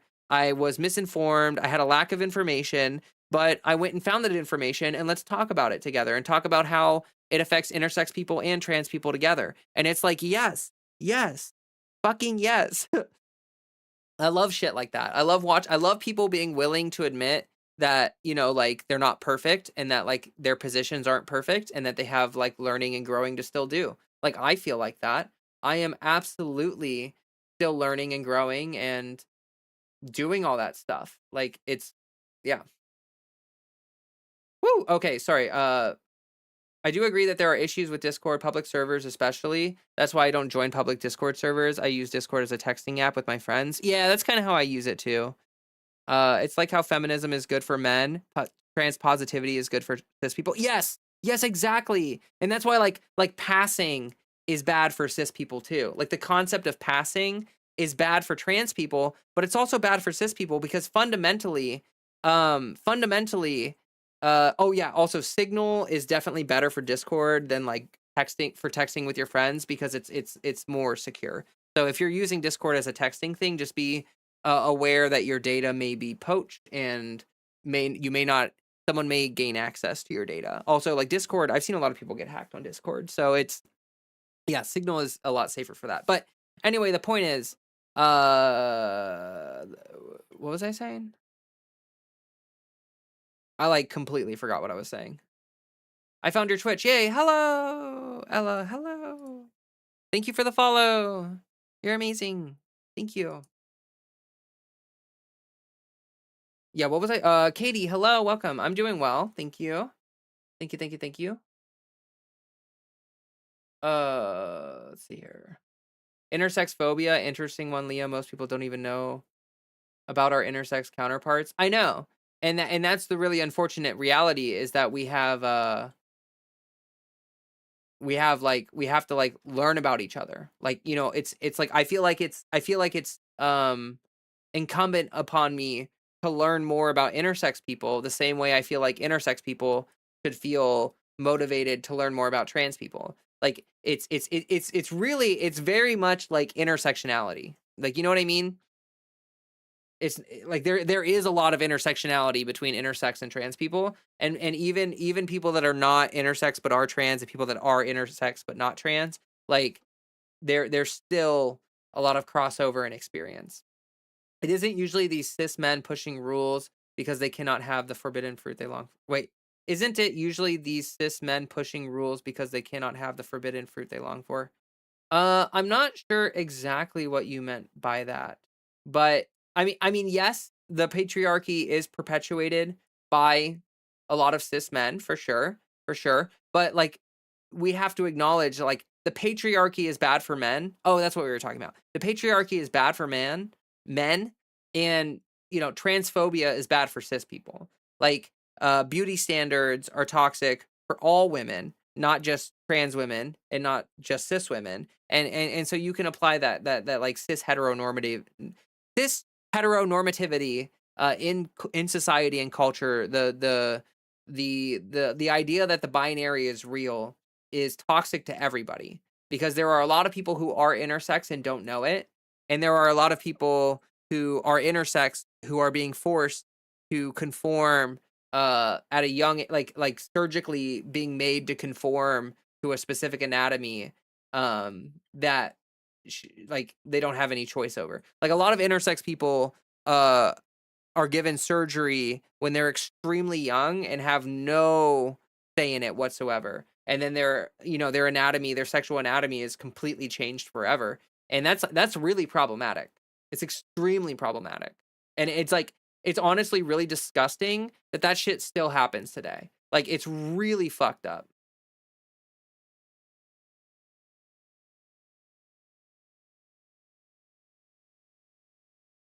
Hey Huckster Duke, welcome.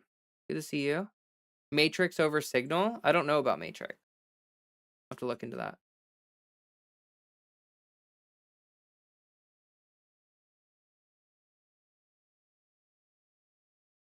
Um, hey friends, doing okay, trying not to melt. My left hand is better, doesn't hurt to type like before. Well, I'm glad your hand's feeling better. Trying not to melt is a very real thing. It's like hot. It's really hot. I'm not excited. I might try to go for like a ride tomorrow, but it's gonna be like almost 90 degrees, and it's like, oh, it's so miserable. Miserable.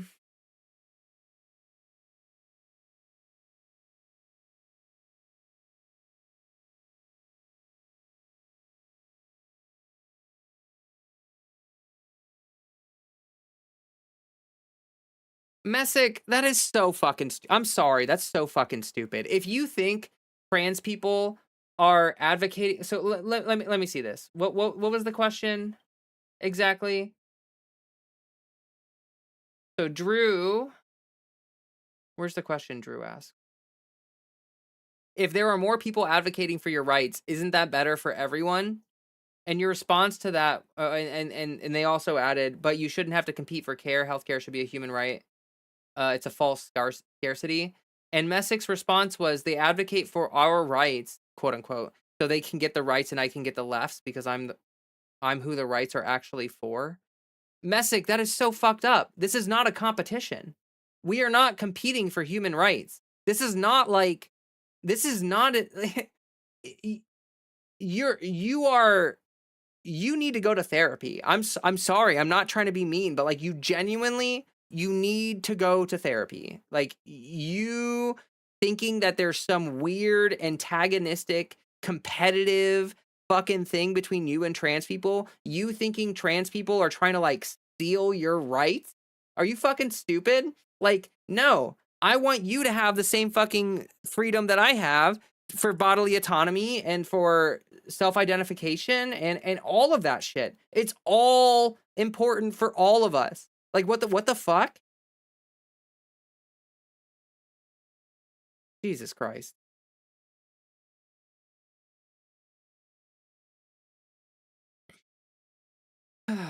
I've had a hard week and then sore after that, but I will definitely make sure not to overdo stuff. Yeah,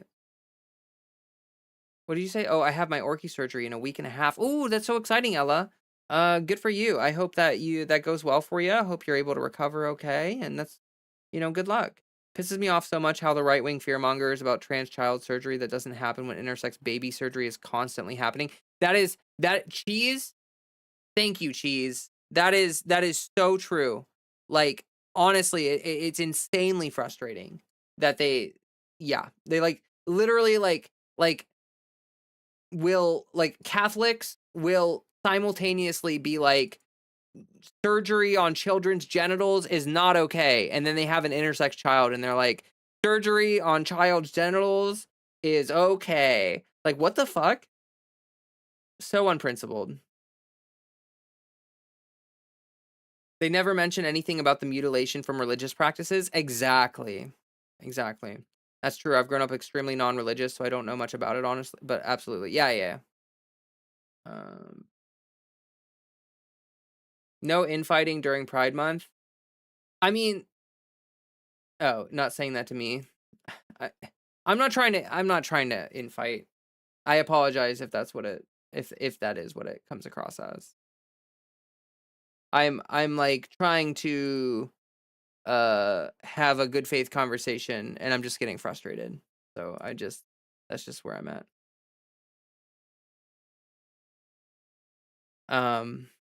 Good point from Cheese. Yeah, for sure. We're all in this together. That's so dumb to try to force us versus them into this. Yeah.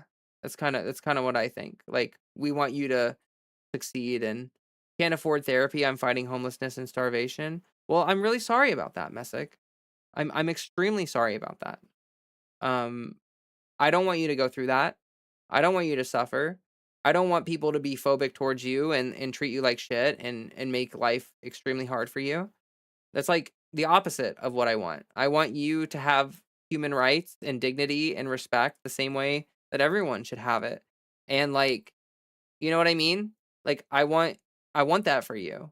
Maybe you can find a resource near you. Like actually someone said, to be honest, if you let your bigotry go, a queer advocacy group in your area may be able to connect with resources. Yeah. Like, you're intersex, but like, there are definitely like resources that like Like, no one would be like, "Oh, you're not actually like, you're intersex but not trans, you don't deserve resources." No one's gonna do that. Like, you should try to find resources, but the right is obsessed, us trans people, especially as trans women. Yeah, it's unfortunate, Rachel. It's really unfortunate. Surgery on children's genitals is not okay, said the American preacher who was circumcised for cosmetic reasons as a yeah, exactly, exactly. Circumcision and the like, for women to reduce the feeling from that area. It's horrific how they do it. Yeah. Yep. Yep. Yep. The block option works really well. Yeah, if people are getting frustrated by someone, you're more than welcome to block them. Like I've said this before in my channel, I try not to ban people unless they're being extremely like unhinged. Because I prefer to have discourse on the channel, you know what I mean? Like I'm not going to shut someone down just because they're like maybe stuck blah, blah, blah, in an ignorant state of mind. Like I've been an imperfect person before. I've had uh transphobia, like internalized transphobia and transphobic opinions in the past. And like I grew from that. Like obviously I grew from that because I'm here. But yeah, like everyone goes through it, you know. Everyone has to work on that stuff.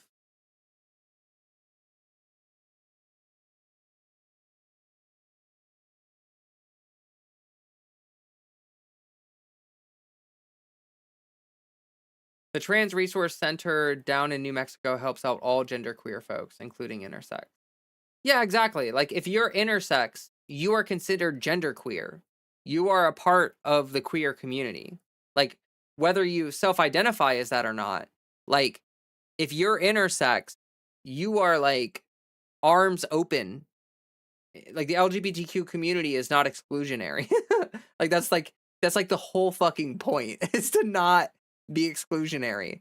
So like, you know, you keep talking about it as if it is exclusionary, but like I have never experienced a trans person or anyone in the LGBTQ community other than maybe like some like LGB without the T people, like other than those like weird right-wing gay guys or something, I have absolutely never seen an exclusionary queer person. Like I've just literally never seen it. Rachel, oh my god, thank you so much for the $3. That's so kind of you. I really appreciate that. Thank you. That's so nice. You're lovely. Happy Pride, and I hope you're doing well and yeah.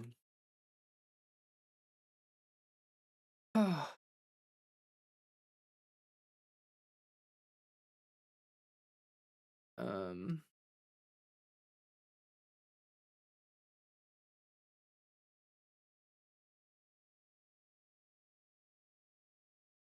Well said, Marcy, about various marginalized groups working and benefiting from doing so together.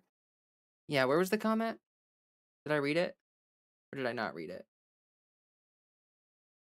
Also, Marcy, I think I forgot your name. I apologize if I did, by the way. If I called you by not your name. If I ever forget anyone's name, feel free to remind me. I try to remember all of your names, but it's yeah. Come to New Mexico, the more the merrier. There's turfs. You're right, Jake. There are turfs. But you know what? What's really interesting about that is that like that is such an extremely um small portion. Like like the amount of turfs that there are is it's like basically outside of the internet, turfs do not exist. There is no grand organizational structure for turfs outside of like JK Rowling's Twitter. Like like we have to acknowledge the fact that like turfs like have failed like to spread any effective messaging or anything. Like they and that's great for us obviously. Like obviously that's great. But like yeah, no like turfs are um a rare breed of hateful people. My name IRL is Marcy, but I don't change my YouTube handle. Right. I just don't want to dead name you. You know what I mean? So like that's why like if you told me your name before, which I think you did, like I want to remember that. I try to remember people's names so I don't end up like, oh, yeah, I see your chat from the last time. Uh, yes, Marcy. Okay, cool. Oh, yeah. Marcy is a cute name. Love that name. I'm pretty sure what? PGRCNM also still takes donations? PGRCNM. Why is it not clicking for me? Very few, but agitating. Our reasoning with them is good. Yeah, no, I mean, I get it. It's frustrating to see literally any turfs at all. Like it's really frustrating, but it is quite uncommon. I'm Chinese American, cis ace, he, him with Vietnamese name, young Gen Xer, carrying Pisces. Nice. Ouch, my bones. That's nice of you. Holy shit, so considerate. Oh, I mean, like when I started streaming and I realized like there are people who can't have their name as their YouTube name because it's like for some people are not out of the closet, you know what I mean? Like I understand that some people have their dead name as their username and have not been able to change it due to like reasons, but I don't want to like dead name people in my chat, you know what I mean? But like that's the scary part is like when I'm reading chat, like I don't know.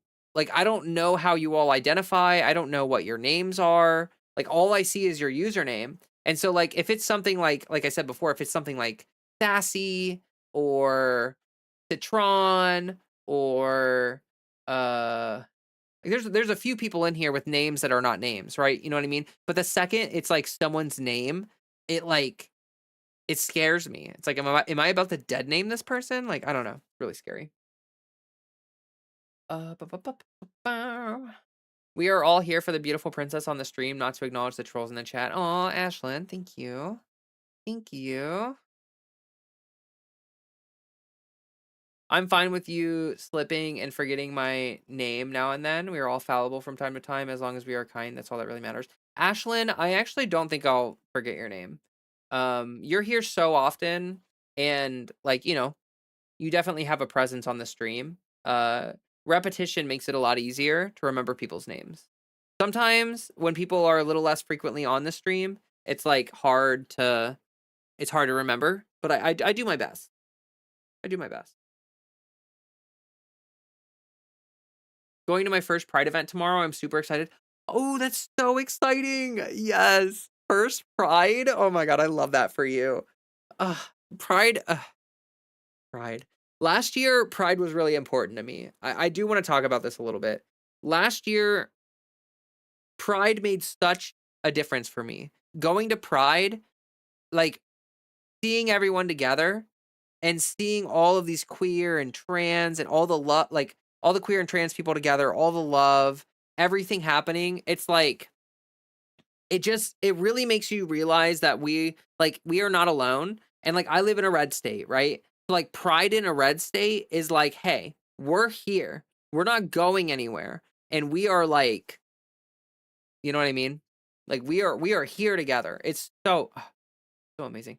Are you going to ride Pride? Are you going to Pride on your unicycle? Probably not. I actually have to look up where Pride is on my city, in my city this year. When, where, and why kind of thing. Probably not though. Where I live, um, uh, it's not super easy to get around with like e-bikes or electric transport. Like there's not a lot of bike lanes where I live, unfortunately. I hope that changes. Jackie, hey, by the way. First Pride is always the best. Yes.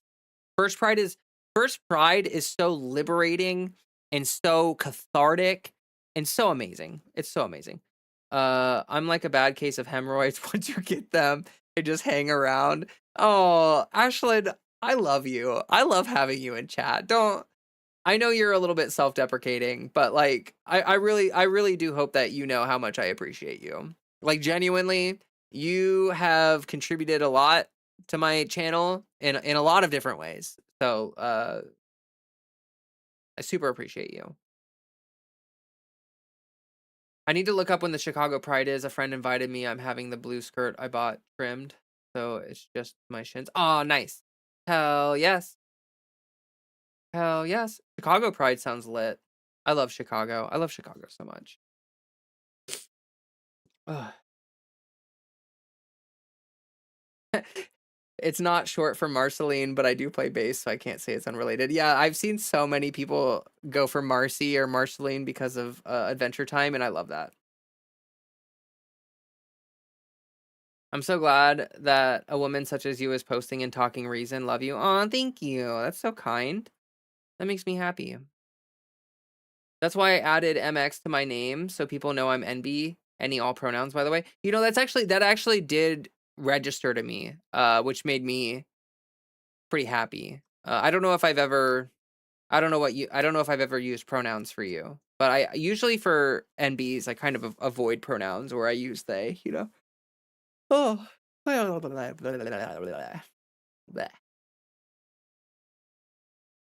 The real Pride party is next weekend. Tomorrow is just a nice little picnic in the park. Oh, nice. Yeah, there's Pride and then there's Pride. You know what I mean? Uh, how does one properly pronounce MX? Is it like mixed or you know, I actually don't even know. So that would be good for me to know too. Also, I read something Absolutely Citron said my dead name is Absolutely Lemon and it says I know I'm sorry you may now throw your tomatoes. That was that was really cringe and funny. In a good way. In a good way, not a bad way. It is mixed. Mixed. Okay. Gotcha. Gotta do your nails in the trans flag color.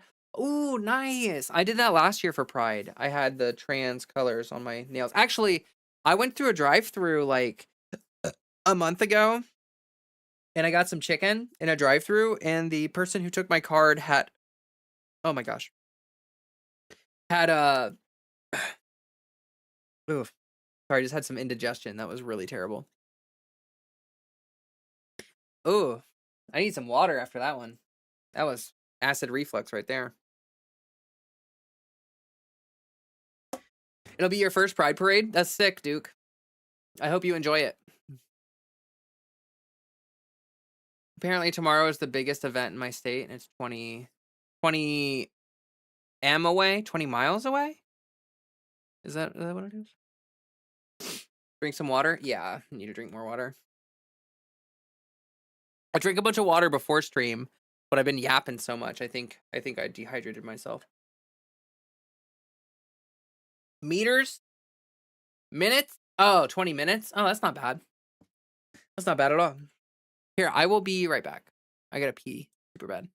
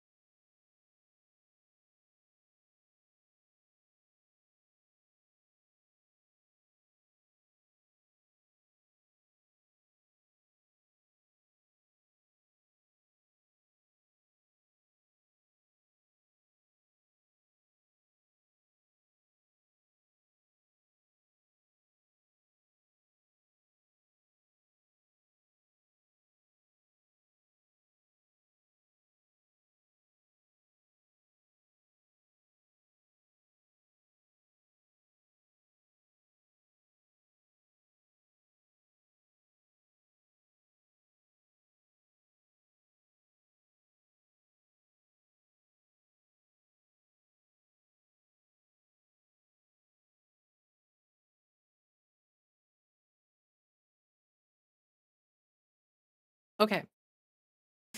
Whew. I returned. Hello, everybody. What do we got here? Had a bunch of coffee today. Should probably have more water. Yes, you should have more water. I don't know why I'm using M for min when talking about driving because I can see how that'd be confusing. Yeah, no, it's okay. You know, like different places have different hey Acacia, welcome. Have different things. I celebrate trans year every year, being visible for one day, a short month for clout, but 365 24/7 is the only way we really need to be out. Let the allies celebrate for us in solidarity. Yeah, I feel that. Like, yeah, like I definitely feel like I'm constantly celebrating my transness and my journey. That's beautiful. Ba-ba-ba-ba-ba. More water for everybody before the AI centers take it all. True. Barista fact of the day: you should drink as much water as you drink coffee by volume. Oh, at the very least. Yeah, at the very least, right? Leah's gone. Break out the kegs. I bought some 2x4s to build a doghouse the other day at the Home Depot. Oh, sick. Hope that goes well for you. I'm not very handy. After I changed my name, my friend pointed out my initials are now Keg. That's funny. Uh Building stuff is cool. Can you believe the sports game last weekend? That guy Fernandez fumbled the ball so hard. Oh, what? Sports? Sports ball? Did they run the ball to the other side of the field and then score a ball a football? Score a point? Did they score some points?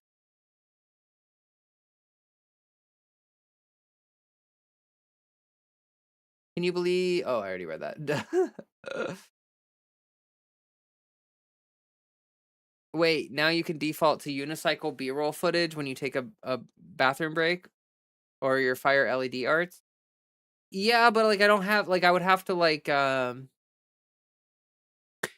guess I would have to just yeah, that's actually like not a bad idea. Like I should like put a video up if I go AFK. Like I should just like throw up like a YouTube video or something. I should take out the tablet so that you all can stay entertained while I'm gone. uh I love my chosen name, but with it, my initials are ass. Well, like now, Acacia, now you have to go get like the swollest butt ever. Like you have to go to the gym and like get like the giga butt, you know? That's so funny. I'm kidding. You don't have to do that. But yeah, I was just joking.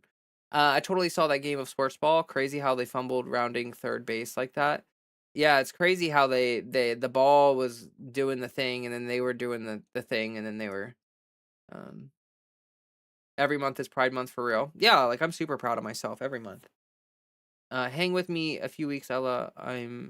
Have I'm gonna have a running lathe before the week is out. Ooh, sick. Lathes are cool, like really cool tools. I don't know how to use them. Jackie, thank you so much for the $1.50. And yes, Pride, happy Pride. Thank you. That's very kind of you. I have a shirt that just says sports to wear if I ever am invited to sports. I feel like I would need that because like genuinely same. Like I don't know shit about sport. Like honestly, I was never into sports growing up. I like kind of hated sports. So it's funny that I found my way to athleticism at all, like with the flow arts and the fire performance and stuff. Like that it is kind of a like a fitness thing in a way. Like cuz you have to be, like you got to stay moving. Like you got to stay moving and grooving. Um so yeah, like honestly like I would have absolutely no motivation to work out if it weren't for flow arts. Like if it weren't for flow arts, I would just be like meh. I miss my high school robotics team. We had a CNC mill and a router, and I was able to use all of them. So much fun. Yeah, you know what? When I was in high school as well, there was like a little department where you could use 3D modeling software for free, and you could do that kind of shit for free. That's cool.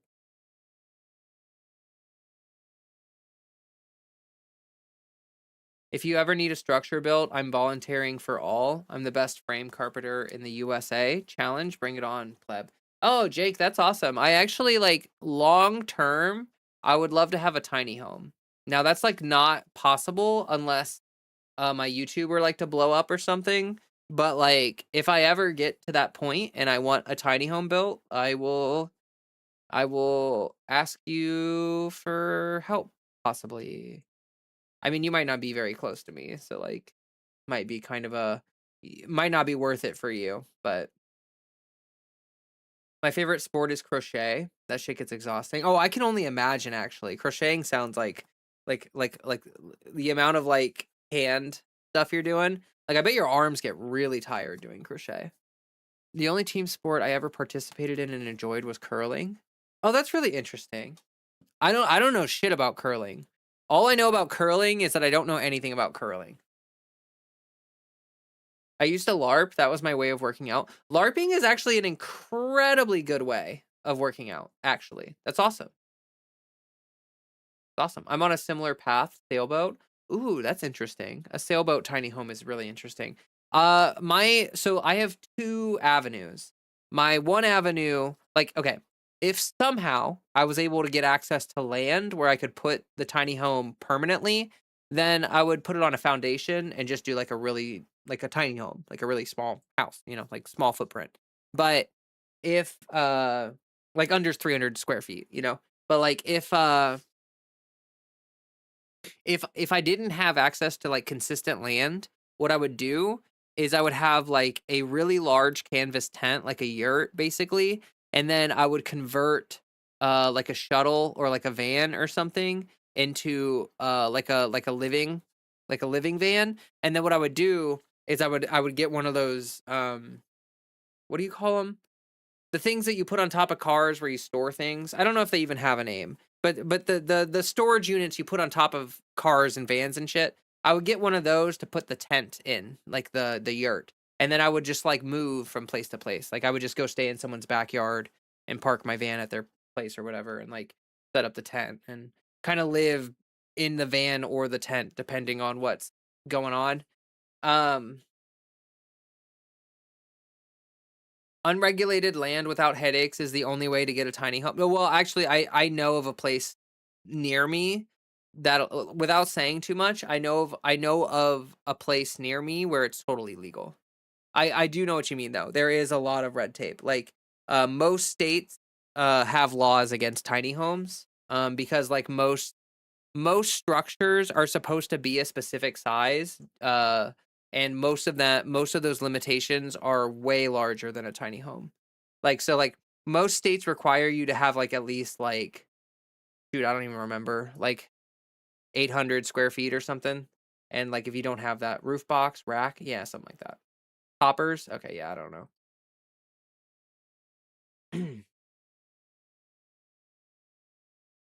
There are so many options to vehicle pups and tents. Yeah, yeah. There's a lot of options there for sure. Which is kind of what makes it appealing. You know what I mean? Like it's a I don't want to say it's affordable, but like it is a viable option. Um, yeah. Why are there limitations on how small a home is? That's like a really good question. Um, I'm not I'm not really they have a legal size limit so they can legally tax you. Oh, interesting. Yeah, I don't really I'm actually not really too sure about that, to be honest. Yeah, maybe it's like economic, like maybe it's like they want to be able to tax you like property taxes and stuff. Or maybe it has like I kind of assumed that it had to do with like I kind of assumed that the square foot limitations were kind of like there's no way to build a house under 600 square feet kind of thing, like safely is what they used to think or something. But like obviously that's not true. Ooh, ooh. Like I think tiny homes and like shuttle van, like van conversions and bus conversions and all that stuff is probably gonna be like the future for a lot of people. Like I think like large houses are like the thing of a past. Like, unless you're renting a large house with like 7 other people, it's just not affordable. Like, you just can't afford it. And so, like, owning a house is a fucking not gonna happen. So, like, it's really like it's like tiny home or shuttle bus or whatever. Like that's kind of those are kind of the options.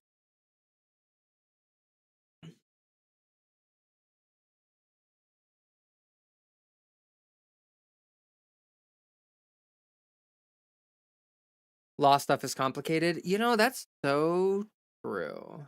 Give tiny homes for free to families. I think that's a brilliant idea. Like actually, if we invested a very small amount of money into affordable housing and built tiny homes instead of normal homes, we could build a shit ton of tiny homes for cheap. Like honestly, like if we wanted to build affordable housing, tiny homes, that's the fucking way. That's the way. You're giving me gender envy. Aw, thank you. That's really sweet. That's really sweet. I hope you give yourself gender envy one day. How about that? I hope you give it to yourself. It's also about zoning. A bunch of little homes can upset the NIMBYs. Oh, that's actually a really good point. Yeah, zoning. Yeah, yeah, yeah. And then like the boomers and shit. Yeah. Yeah, that's so true. Like it lowers property value if your house is small. So like if you have a small tiny home, then like the houses around you, I guess, go down in value for some stupid fucking reason.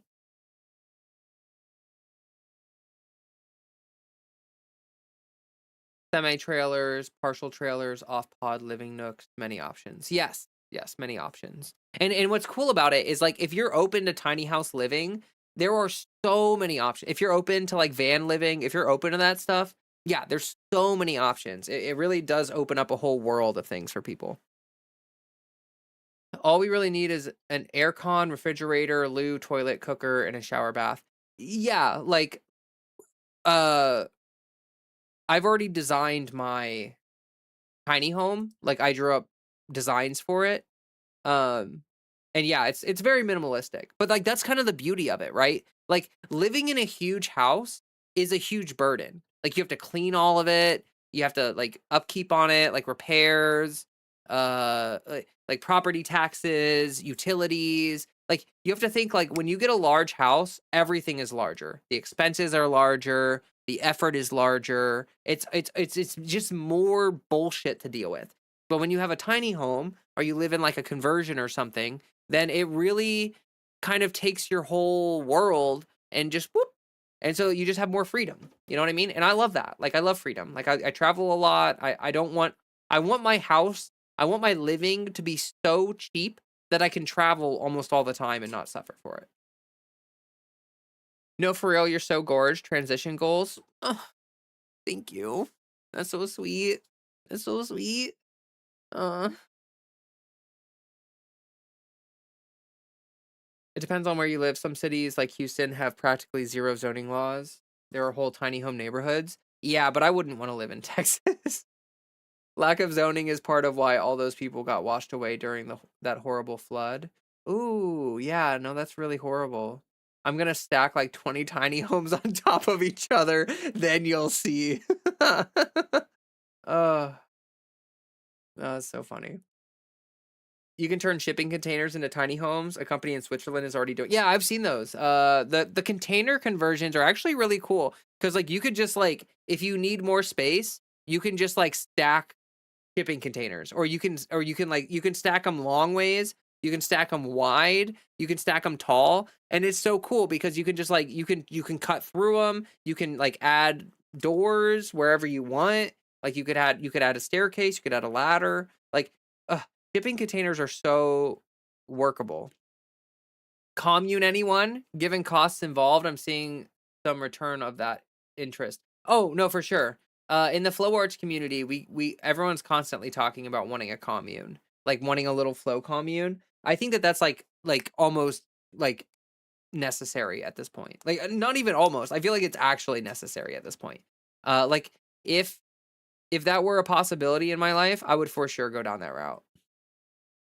Fifth Ward, Houston has a quite famous collection of shipping container homes and tiny homes. Oh, interesting. almost like commodifying housing is inherently problematic. Yeah, you know, it's almost like commodifying things that people need to survive is like a bad thing. Hmm. I'm too tall for a tiny house. Imma smack my head into everything and give myself a hunchback. Yeah. Well, so if you're really tall, tiny homes actually typically have a really high ceiling, but like often tiny homes are designed with a loft. So like the thing that you may be talking about, like so often a ceiling in a tiny home is like 15 feet, like 12 to 15 feet, right? But what a lot of designers do is they want like a shorter trailer. So like you have a 20-foot trailer, but you cut the ceiling in half so that you have like a loft that's got like a 6-foot ceiling, and then your kitchen is like 7-foot ceiling, right? And so a lot of tiny homes are designed like that, where the kitchen, you just have like the ceiling is like right above your head, and then the loft is like a crawl-in loft that you sleep in. And I hate that shit. I fucking hate lofts. I think it's dumb. Like if I do a tiny home, I'm doing a 30-foot foundation. And the reason I'm doing that 30-foot foundation is so that I can have a bathroom, I can have a kitchen, I can have a bedroom, and I can have like a tiny little living room. But like without having to stack anything on top of each other. You know what I mean? Like I hate lofts. I want tall ceilings. It makes the space feel so much larger. Like when you have tall ceilings and windows and all that shit, it doesn't feel like a tiny home. It doesn't feel constrictive. But when I'm in a tiny home that has like the loft thing going on, it makes me feel like cramped. I hate it. It was just like a little thing. Once I can figure out how to get stable internet, what was that? Where was the thing? Oh, I will 100% build a truck camper. I've always wanted to convert a 4x4. Oh, that's really interesting. That's cool. I would love to see about that. Or a military truck. Ooh, that's interesting too. I feel like aren't those expensive to repair though? Sometimes the things you own start to own you. Exactly. No, for sure. Like, one of the biggest problems that people have is like their income will go up and then they increase their cost of living. Like, I want my income to go up and I want to keep my cost of living exactly where it is. Um, I do have a lot of books I want to keep. Yeah, with tiny homes, you have to be really clever with storage. Like it's doable, but you have to be very smart about it. You have to like really plan the storage into the design. We can force like think about how much wasted space you have in your home, and think about how many storage opportunities you have that you just don't need, and so you never take advantage of. But when you move into a tiny home, you start doing that kind of thing, like thinking about things like that, like being really efficient with your space. Someone told me that the shipping container homes might not last long, depending on the climate, since they can rust. I assumed, like, I always assumed that the shipping container homes were treated, right? Like, I always assumed that they weren't just raw dogging the environment. Like, I always assumed that the shipping containers were like sprayed with something to treat them to make them not rust. Uh, that would be interesting to learn more about. Co-housing and communes are big in Colorado. That's cool. I don't live in Colorado.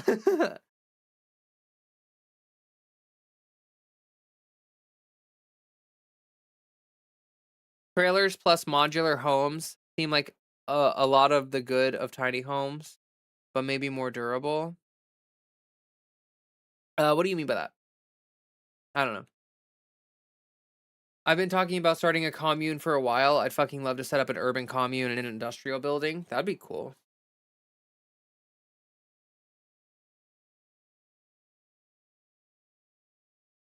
How would you go about adding a conversation pit to your tiny home? What do you mean? What's a conversation pit? A-frames have very high ceilings on rooms that branch so many ways. I saw this father walking up and down the flood area searching for his daughter. She was with friends. The property were oh. We have a place called Rabbit Village in Missouri, located in rural area. The key to most communes is finding the right mix of people. Yeah, no, that's true. You have to find the right people, and I that's the thing for me is I don't have a lot of like friends for that. Like, I have a lot of flow arts friends, but we all live, like, all across the US, and so, like, we're not all located in one spot. If we were all in one state, it would be really easy to do the commune thing.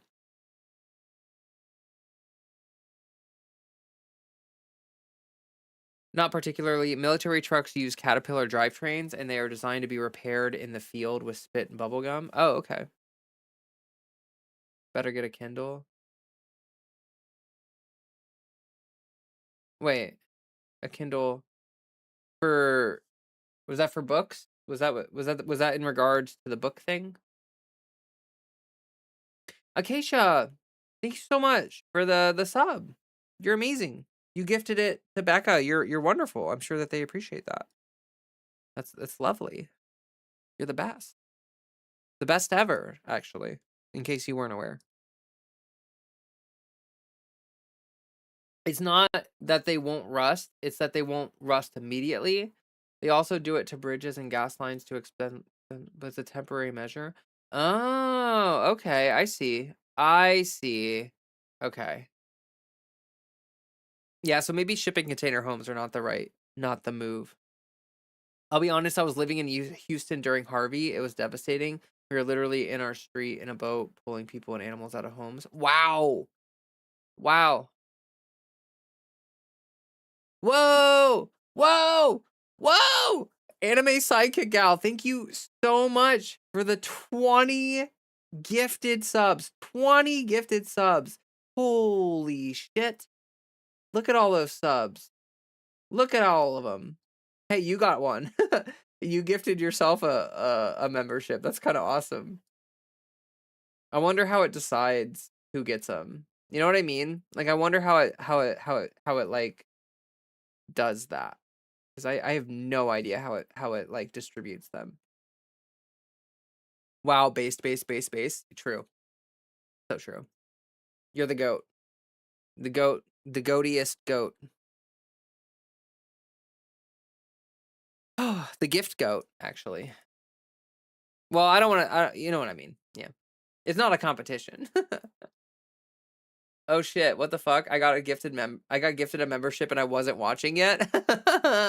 That's awesome. You know, I always wondered that. Like, I assumed it gave priority to people who were watching, but I have no idea, honestly. I didn't recognize a lot of the names, uh, for the people that got them. Which, you know, like, there's a lot of people who lurk, so you know what I mean?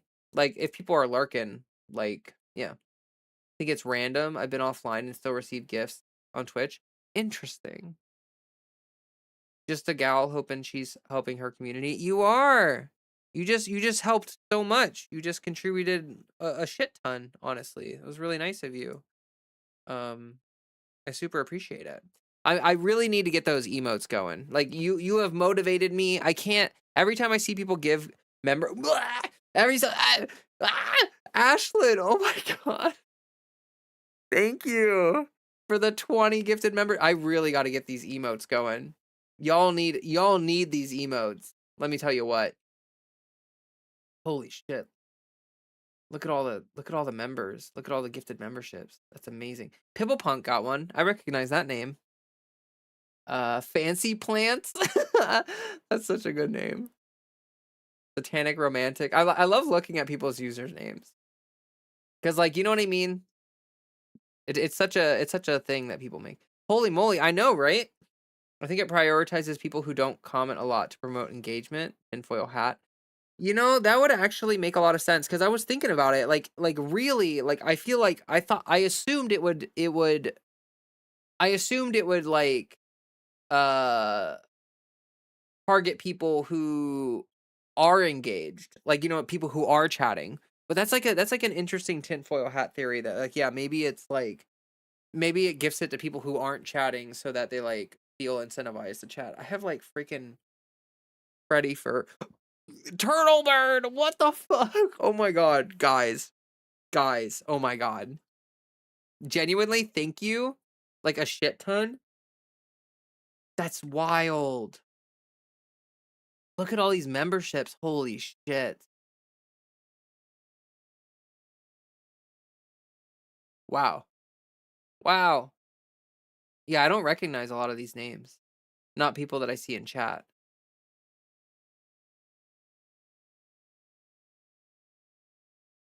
Jeez. Thank you so much, everybody. Thank you. 60 memberships? That's wild. That is so wild. That's so many memberships. That might, like, honestly, that might be the most members I've ever had at once. I'm gonna look at my channel dashboard real quick.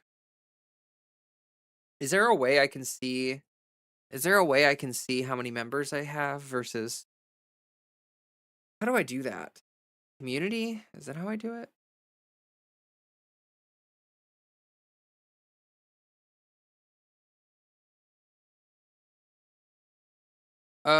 Where is it? Huh? I don't know how to find it. Earn memberships? Oh, memberships. Here we go. So the most I ever had was 68 uh back in April, and I guarantee you that was because of Ashlyn. Um yeah, I was actually at a low point until you gifted all those memberships. Yeah, we just yeah, we definitely blew past the number of memberships. Aw, that's so nice. You're also lovely. And it's also like people keep getting the supporter plus thing. I think you're all gifting the supporter plus or something. Ashlyn, thank you so much for the $20. Holy shit. Oh my gosh. Oh, I don't even know what they do. The memberships? Um, I'm not entirely sure either. I think if you have a membership, you get ad-free watching. Do members what huh, let me look. Because I can add stuff to it, but like uh oh my gosh. Dadzilla, thank you so much for the 10 gifted memberships. Holy shit. Holy shit. Wild. Oh my goodness. Okay. I'm gonna you're all make like I have to make the emotes now. Like if I don't make these emotes, then like what the fuck am I doing? No, I think we're onto something here because I'm pretty sure it's giving memberships to people who don't chat much. Like Ashlyn got one, but I've only seen a couple like there's only been like a couple people who are really active getting them.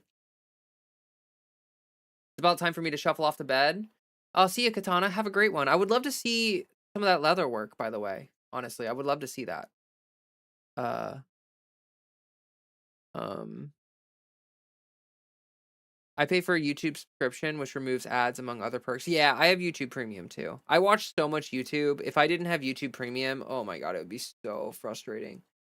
Like the ads would be insane. There's so like YouTube has so many ads, and I just never have to deal with it, and it's kind of like amazing, honestly. Free from ads on here, but some perks you specify on YouTube. You don't have to make the emotes. It's okay. No, no, no. Like I want to make the emotes. Like I want you all to have access to some cool perks. You know what I mean? Like I feel like I know you're all just doing it to support me, but it feels really bad that I don't really offer anything for my members. Like people on my Patreon and people that are members and all that stuff. Like you don't really get anything out of it other than like my content, which I Twitch has an option to gift 1,000 subs. Damn. That's crazy though. Like that's actually wild. Imagine, oh my gosh, I can't even imagine being able to like I wonder if it's ever happened. I wonder if anyone's ever gifted 1,000 subs. They just sent me an email saying they were increasing my YouTube premium by $2. Ooh, fuck that. That sucks. I hate the rising prices. It's so dumb. Members only for free flow content. Just a thought. Place a poll. What do you mean by that? Like free flow content? Do you mean like my flow arts stuff? Is that what you mean? Like make flow arts videos for people who are members? Your content is worth supporting you.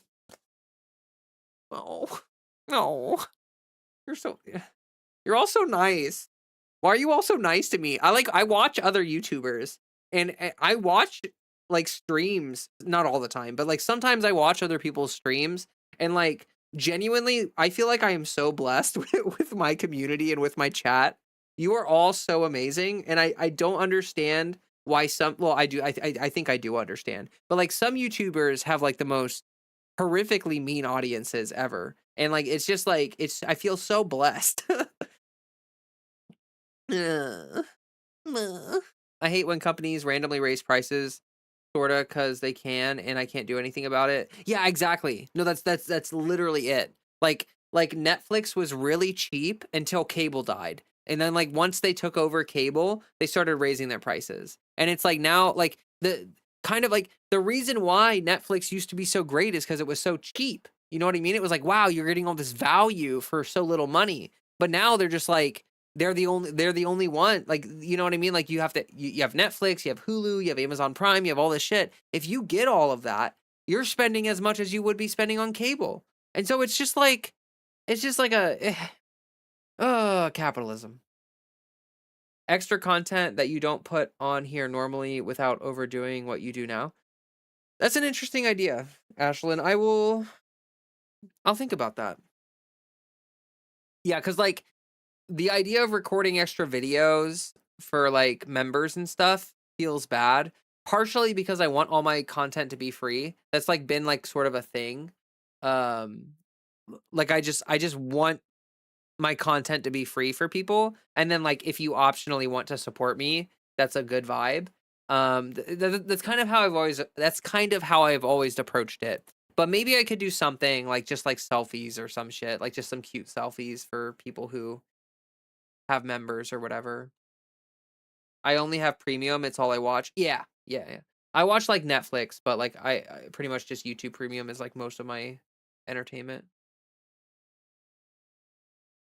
Because we're the cool nerds and not the chud nerds. That's true. That's true. You can temporarily skip ads on YouTube by refreshing the page rapidly, like, 10 times. That's so funny. Uh, you're one of my favorite streamers. Aw. Thank you. That's so nice. I love streaming. It makes me so happy. I like it's satisfying. It's just it's I don't know, it's lovely. I can be mean if you want to balance it out. No, it's okay. I like the nice chat. The streamer makes the community. You bring out the best in of us, I guess. Aw, that's really nice. $8 a month for all of Adult Swim and Arrested Development, those were the days. Yeah, I know, right? It feels like a fever dream at this point. There's no room to be mean on your streams. Yeah, I feel like a lot of it has to be like the kind of engagement that I incentivize on my channel. So many streaming services and they all have limited libraries. Exactly. Exactly. Oh my lord, someone gifted me a sub. Best Pride ever. Oh, happy Pride. Happy Pride. I'm so glad you got a sub. I'm so glad you got a sub. Yeah, it's a beautiful month for it. I'm really thankful um for all the support and all the kindness. That's really lovely. Like you're all amazing. Yeah, 70 new members. Holy shit. That's that is so wild. That's so wild. Sap and Fury, that's what CEOs are doing. It's even starting to happen to gaming streaming server. I know. I don't have Game Pass, but I saw that Game Pass like doubled in price and I was like, "Holy shit." Like what a fucking thing. Like at that point, you might as well just start buying the games because like Game Pass is getting so expensive. Adult Swim needs to merge with The Onion. Oh, interesting. That's one number above the funny number. That's true. Now you have enough members to start a cult. Ooh. Ooh, yeah. Speaking of communes, we should all move on to some land together and worship me as a goddess, and then I will commune with the higher powers to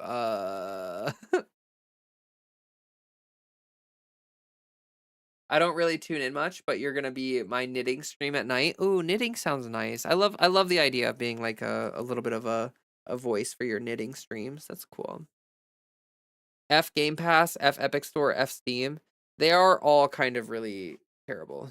I prefer Steam over all of those, but they all kind of suck. What did Steam do? Well, Steam is not perfect. You know what I mean? Steam is definitely not perfect.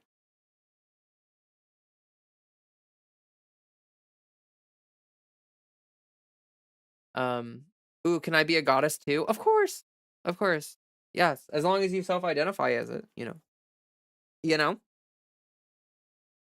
Sassy is willing to be the treasurer. Cool. Sounds good to me. Yeah, let's do it. Let's get this cult rolling. I mean, not a cult, a commune, right? GOG is pretty nice. I have heard good things about GOG, but I have like a massive Steam library and it's like de-incentivized me to like move off the platform because like I have so many games on Steam already. It's just like it's like a sunk cost fallacy kind of thing, you know? Which is really unfortunate, but Fred, what you doing? He was napping, but he's had an upset tummy all day today.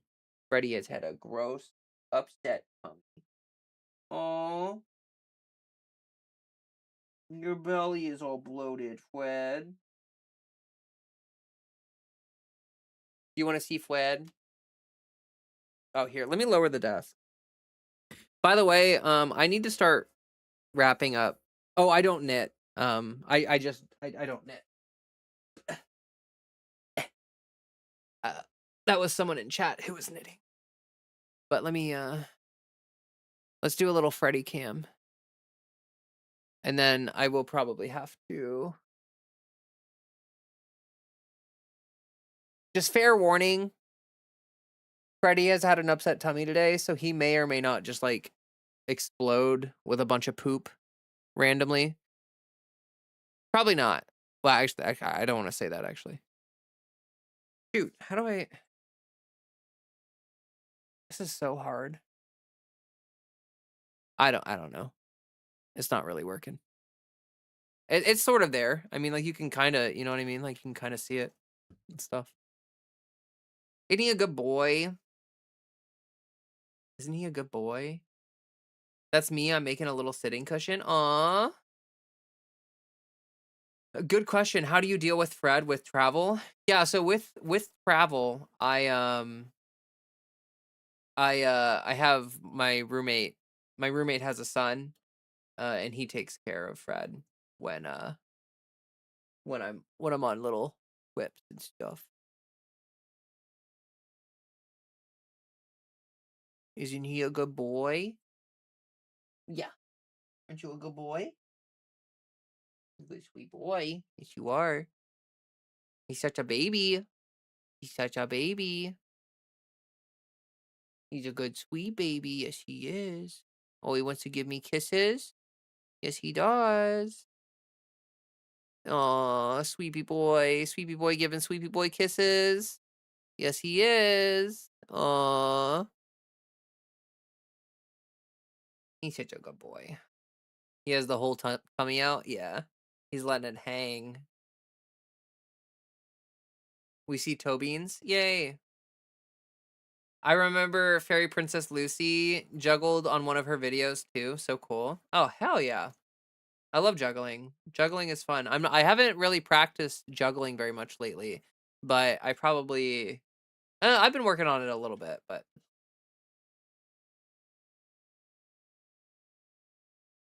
Humble Bundle is awesome, not just games. I like getting book bundles and then putting them on my Kobo. Oh, cool. Finally nails are done. Finally scraped the bottom of my pink bottle. It is not perfect at all. Yeah, I feel it. I mean, my nails are never perfect. Got some important stuff to do tomorrow. Wish me luck. Oh, of course I'll wish you luck. I want you to have all the luck in the world. All the luck. I have had 3 cats in life, Tiger, FedEx, and Spitwad. Those are good names. Those are good names. Oh, you know what? Actually, I had top chat on this whole time instead of live chat, which is Definitely a thing. He's spoiled, he prints. That is so true. Leah must have tasty fingers. He loves giving kisses. He just loves giving kisses. It's just like his favorite thing to do. Did you all know that cats like eating earwax? Ew. I did not know that. From the earlier segment on media, I have just started pirating movies and shows. I have a lot of series to purchase when I have stable income because they deserve it. Yeah, I get you. I get you. Aw. He just put his little head in my hand. He just like he just put his little he just like he's gonna fall asleep. Aw. If I move my hand, his head is gonna just like fall off the the thing. He's such a good sweet boy. Yes, you are. Yes, you are. Oh, yes, you are. Oh, you want the chin scritches? Yeah, you want the chin scritches? Yes, you do. Wet ass nails, hard to type. Yeah, don't worry about your nails. Don't risk messing them up. That's like one of my least favorite things is when I do my nails and then I like accidentally touch something and just fuck my nails up. It like makes me so mad. You can get a top coat that helps your nails dry more quickly. Adding a top coat always makes it take longer for me.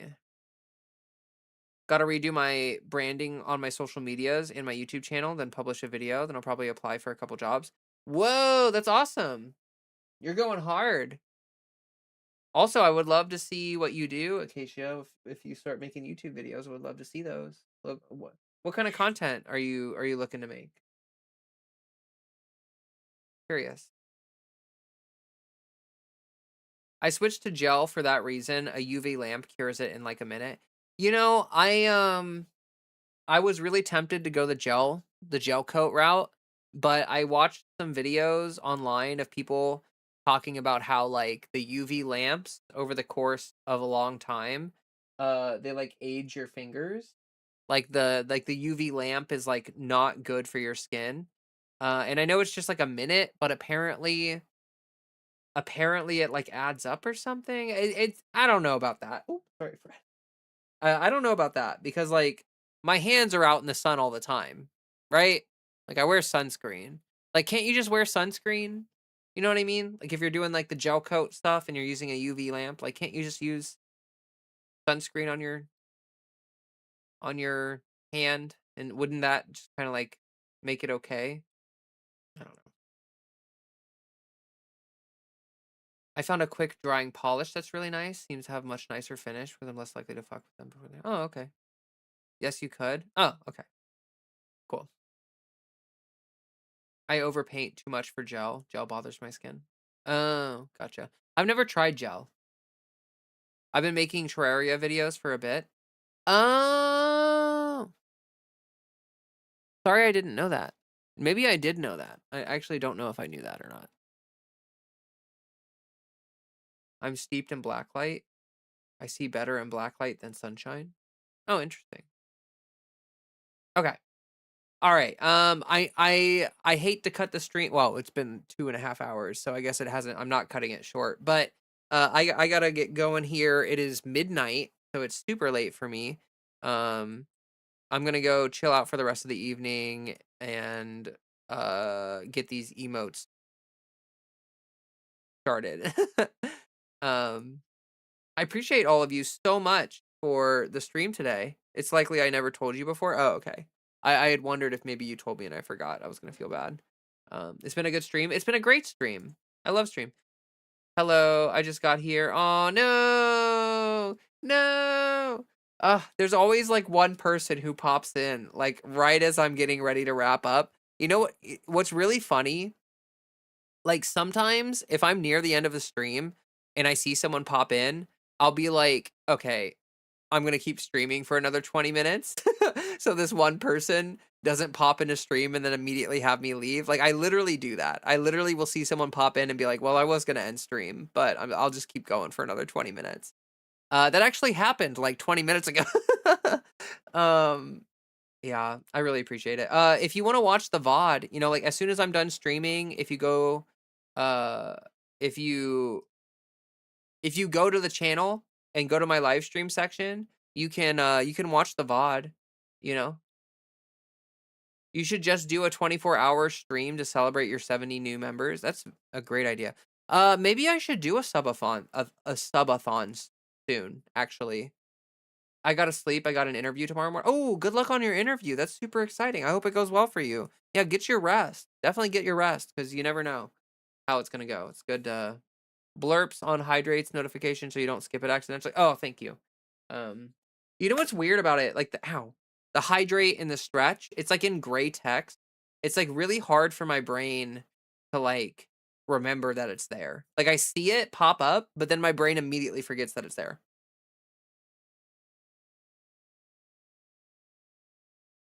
Hell yeah. Oh, you're gonna draw? Have fun with that. And a dab? That sounds nice too. Hope you all have a nice night. Happy Pride. Yeah, yeah, no, for sure. Yeah, happy Pride, everybody. Thanks for the lovely stream. You're all amazing. Maybe soon I'll do a subathon or like a something like that. That might be kind of a good idea to get some hype going around the channel. Um, yeah, I don't know. That's not a bad idea. Not a bad idea. Not a bad idea at all.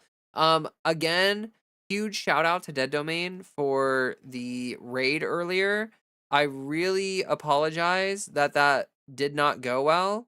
I have no idea why Twitch was shitting the bed so hard, but hopefully it gets better in the future. But thank you so much for the raid. I doubt anyone's still watching from that, but I really do appreciate that. Super amazing. All right.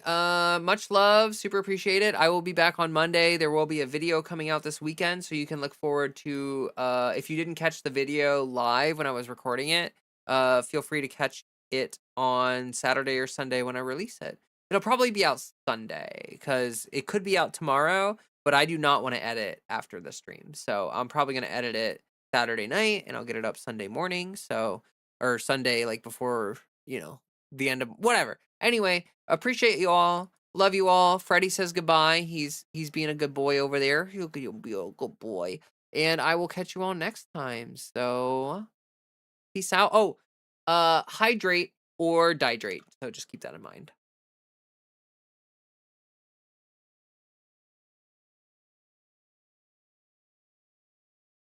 But now what I'm asking for is a piece of ice, cold and poorly located, that can play a vital role in world peace and world protection. It's a very small ask.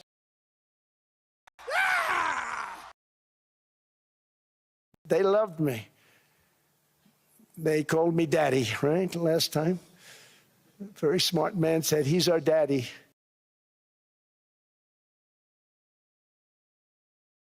Let's take a relaxing break and leave cyber stress behind.